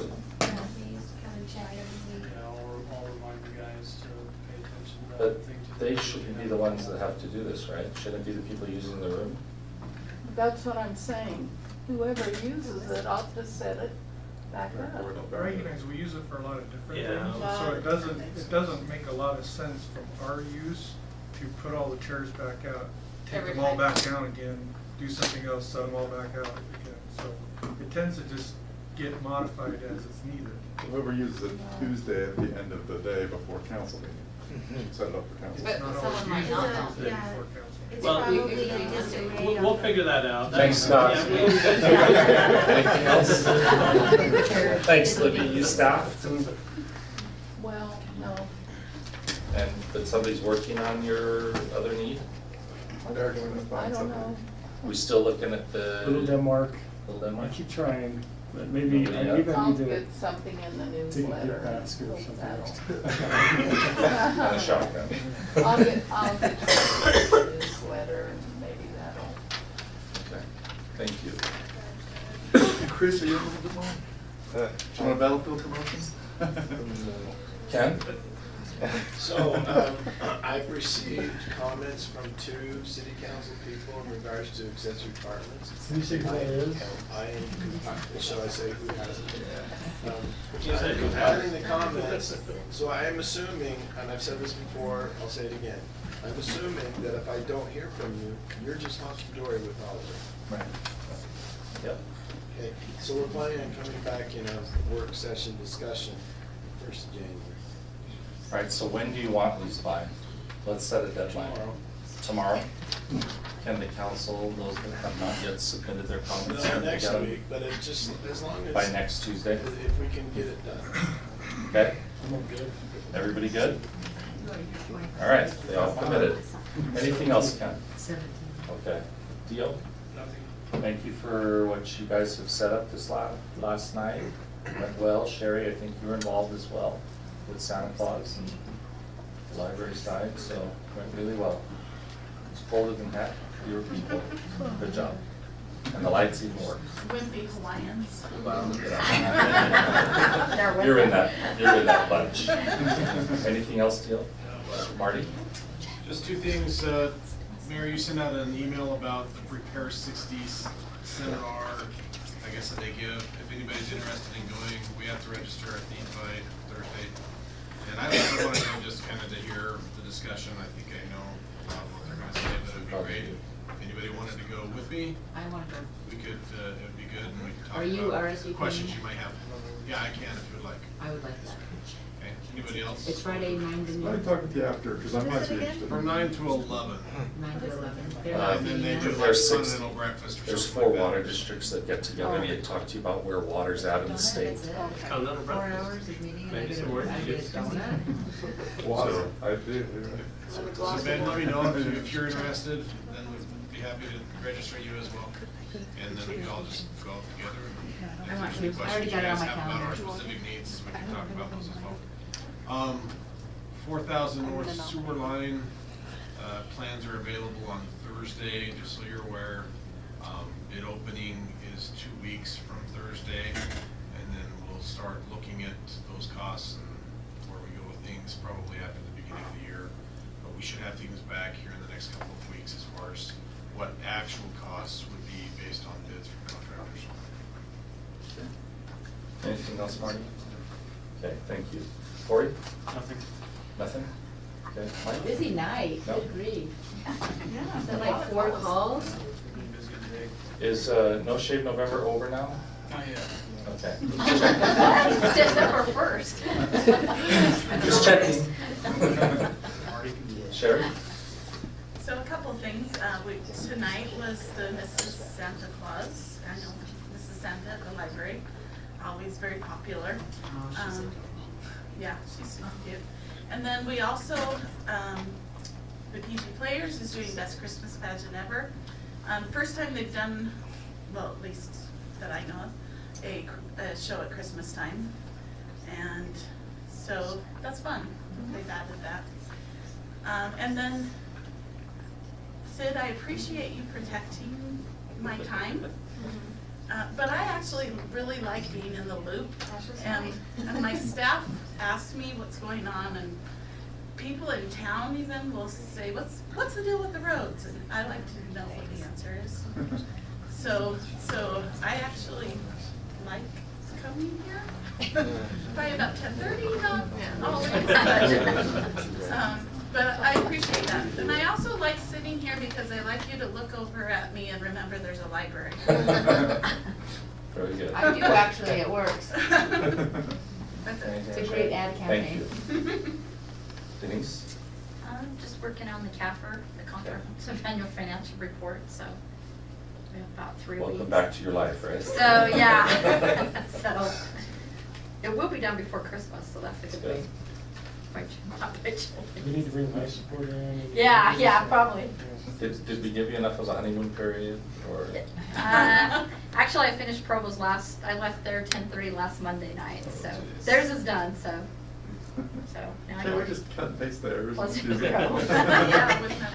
Something, yeah. Along with the number of digits that they have. Along with that, Thanks, Denise, appreciate it. Scott? Okay, Tina? Just a little bit of happy news. Every year for the audit, I have to prepare a letter which outlines for the auditor any claims against the city that could potentially be in excess of $5,000. And when I first came here many years ago, that list was like 10 or 11 cases, civil cases of people suing us, and we have 0 this year. Whoa, baby. Very good. Ooh, bravo. You know something? That's key, it really is that we do a lot of preventative things to keep us from litigation. So this could be like slip and fall, this could be like anything like that? Yes, we don't have any right now. Excellent. But the month is young. I saw it. I don't understand that word. Right, it's acceptable. Salt it up, where's Dion? Just start salting the city, Dion. Yeah, dang it, Tina, you may have just jinxed us. Anything else tonight? It's like you might want to know. That's awesome, though, that's really good. Other cities have a lot, we have 0. So none have been filed, or they've been filed and been able to resolve without? Well, we had small slip and fall claims throughout the year, but those have all been taken care of. But these are normally large cases where you're being sued and the amount could be. Over $5. Yes. Oh, that's So it doesn't, we don't have any pending ones, but those little small slip and fall ones have happened during the year, but they've been resolved through our insurance company or otherwise. So will our premium go down? Hopefully. I mean, we're hoping that Wishful that'll have an thinking. effect. Great. Wow. See? Money saved. Megan? Just an update on the Lantana land donation up on East Bench. We worked through what needed to happen with the legal description. As they've looked at it, they realized that they don't have any way of using that much of a tax credit, and so they did ask that they split the donation into 2 5-acre parcels. So they'll be signing a deed in December, and in January, we'll create 2 new letters that are split, just to let you know that that's gonna happen. So it doesn't change, still getting the same 10 acres, we're just gonna get it in 2 pieces so they can spread their tax benefit out. Sounds good. Anything else? Kathy? Just thank you for your support and supplying. It's Master Kathy. Yes. Master I remember Kathy. too. Congratulations. No, thank you for your support, staff helping, taking over when I'm not here. I appreciate it. Thanks. Eric? Anything? Diana? Nope. Okay, Ben? Did you mention the Messiah concert? Is this Oh, right. this weekend, right? Thank you. So that, We always end up having overlapping things too. yeah, the Messiah, I know that 'cause my wife's in it. It's Right. always awesome. I go every year. The So. PG Orchestra. Yeah, for the PG Orchestra. On the 5th? Saturday, the 5th, Yeah. 7 o'clock on the school. I sent an email out to you guys about the outrage. Dio and I have talked a little bit about them. I think you guys talked about that in staff meeting today, whether or not, and so that might come up as something that would be interesting, I think, to at least hear a debate on. And then I've been reaching out to Daniel Thomas, trying to bring him back to re-engage in the process. So I don't know when the best time to talk about that would be, but I'd love to have him come back and share some of his thoughts, so. Mayor, you and Scott been speaking with him as well, is that correct? Yes, correct. Individually and collectively, so. We've invited that's the outrage thing is e-cigarettes in our parks. That's what they're asking, is that we don't allow e-cigarettes right now. Regular smoking's banned, but not e-cigarettes. We thought they'd come and give us a presentation. I think we're gonna set that up for one of our meetings in January. Great. The other thing I wanted was, whatever updates we have on the Hammond property, if we know anything about the litigation, Tina, if we know anything about, whatever, just, I wanna know all the latest on Hammond. Yeah. Yeah, right now. Did I not send, I sent an email out a week or so ago saying that they finally approved the agreement that I sent. And so that's where we're at right there, right now on that. Are you receiving emails? I generally am, I don't recall that one specifically. I think you just said that to me. Oh, I thought I sent it to I remember reading it as well. I don't know. Yeah, I think she just sent Well, I that might one to have me. just sent it to the mayor and Scott, I apologize, I thought I sent it to all the kids. If we see stuff like that, I mean, either one of us can forward it. I don't think there was an intent to not forward it. In fact, I think I've copied the council on a few things I've received that you were not originally copied on, so hopefully you're all receiving anything that you need to know about or want to know about.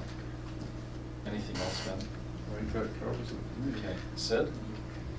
So we talked about updating the website. We got kind of a committee together. We haven't met yet, but I'd like to get that going early next year to start reviewing the website, so that's gonna, try and get that up and going. And then also I met with a downtown business owner. I met with a couple people who are passionate about different holidays in the city and different events, and they want to be involved.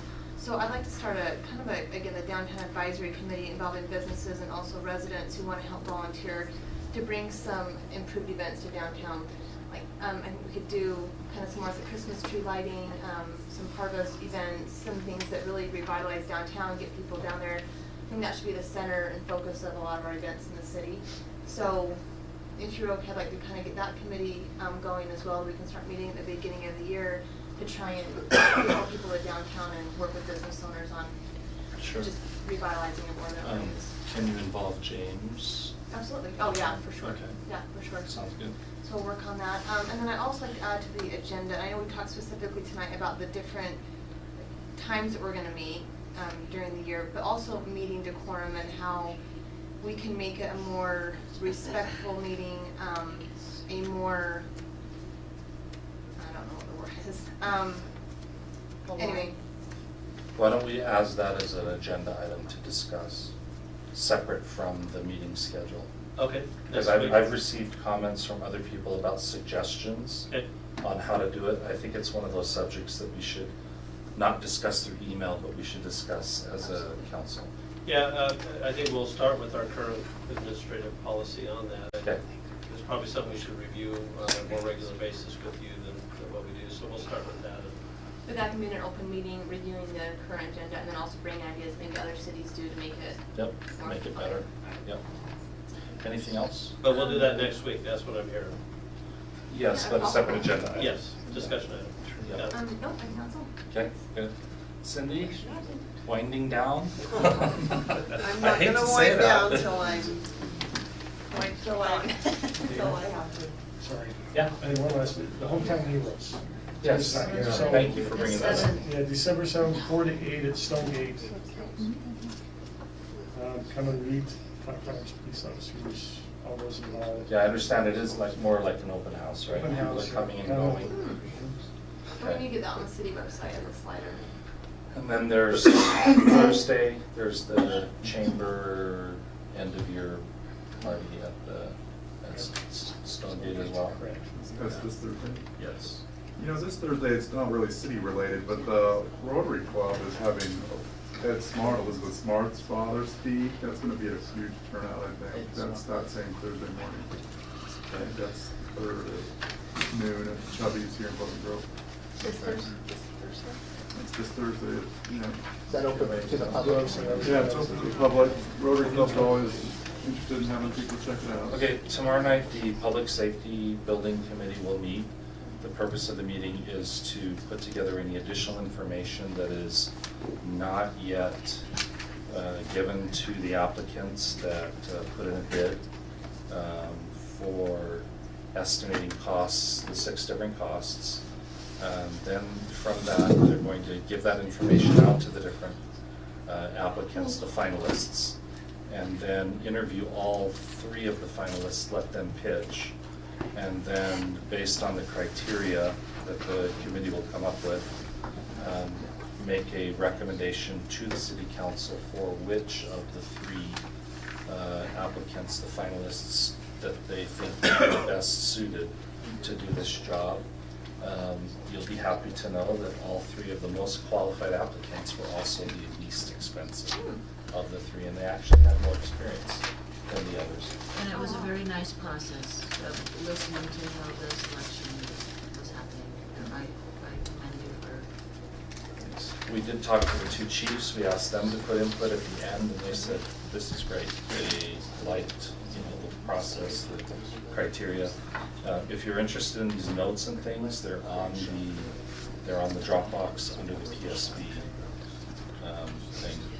And then on a personal note, as of today, we have delivered our popcorn, the private label popcorn for Macy's, to all Macy's stores in the state of Utah, and our commercial bags of theater popcorn and our kettle corn to Macy's and all associated food stores in the state of Utah and in Overton, Nevada. So we're in about 67 stores right now. Wow, And great. that's a Pleasant Grove business. What's the name on that? What's the name on the? Ours is Water Gardens, or ours is, Water Gardens Theater Corn, yeah, or Kettle Corn. And it looks just like our logo, so you can't miss it. And then the other one is Kong Corn. Kong. Kong corn. Oh, cool. Macy's, Oh, I like yeah, we're that. doing their private Uh-huh. labels. Do we have any plats? Okay. We've kind of reviewed the calendar. I just want to make sure we're clear. Today is the 1st. We do have city council on the 8th and the 15th, and then we're done for the year? Yes. Okay, so there's only 2 meetings left. Is there anything else we want to highlight on calendar that's either on here or not? It's heading that way, I still talk with. Was that February or January? I'll send you out an email. February. February. I still, we haven't solidified that date just yet. All right. Okay, I'll entertain a motion to adjourn. I make the motion to adjourn. I'll second the motion, Mayor. Okay, all in favor? Aye. You guys, you can sit and put their chairs on the. Yes.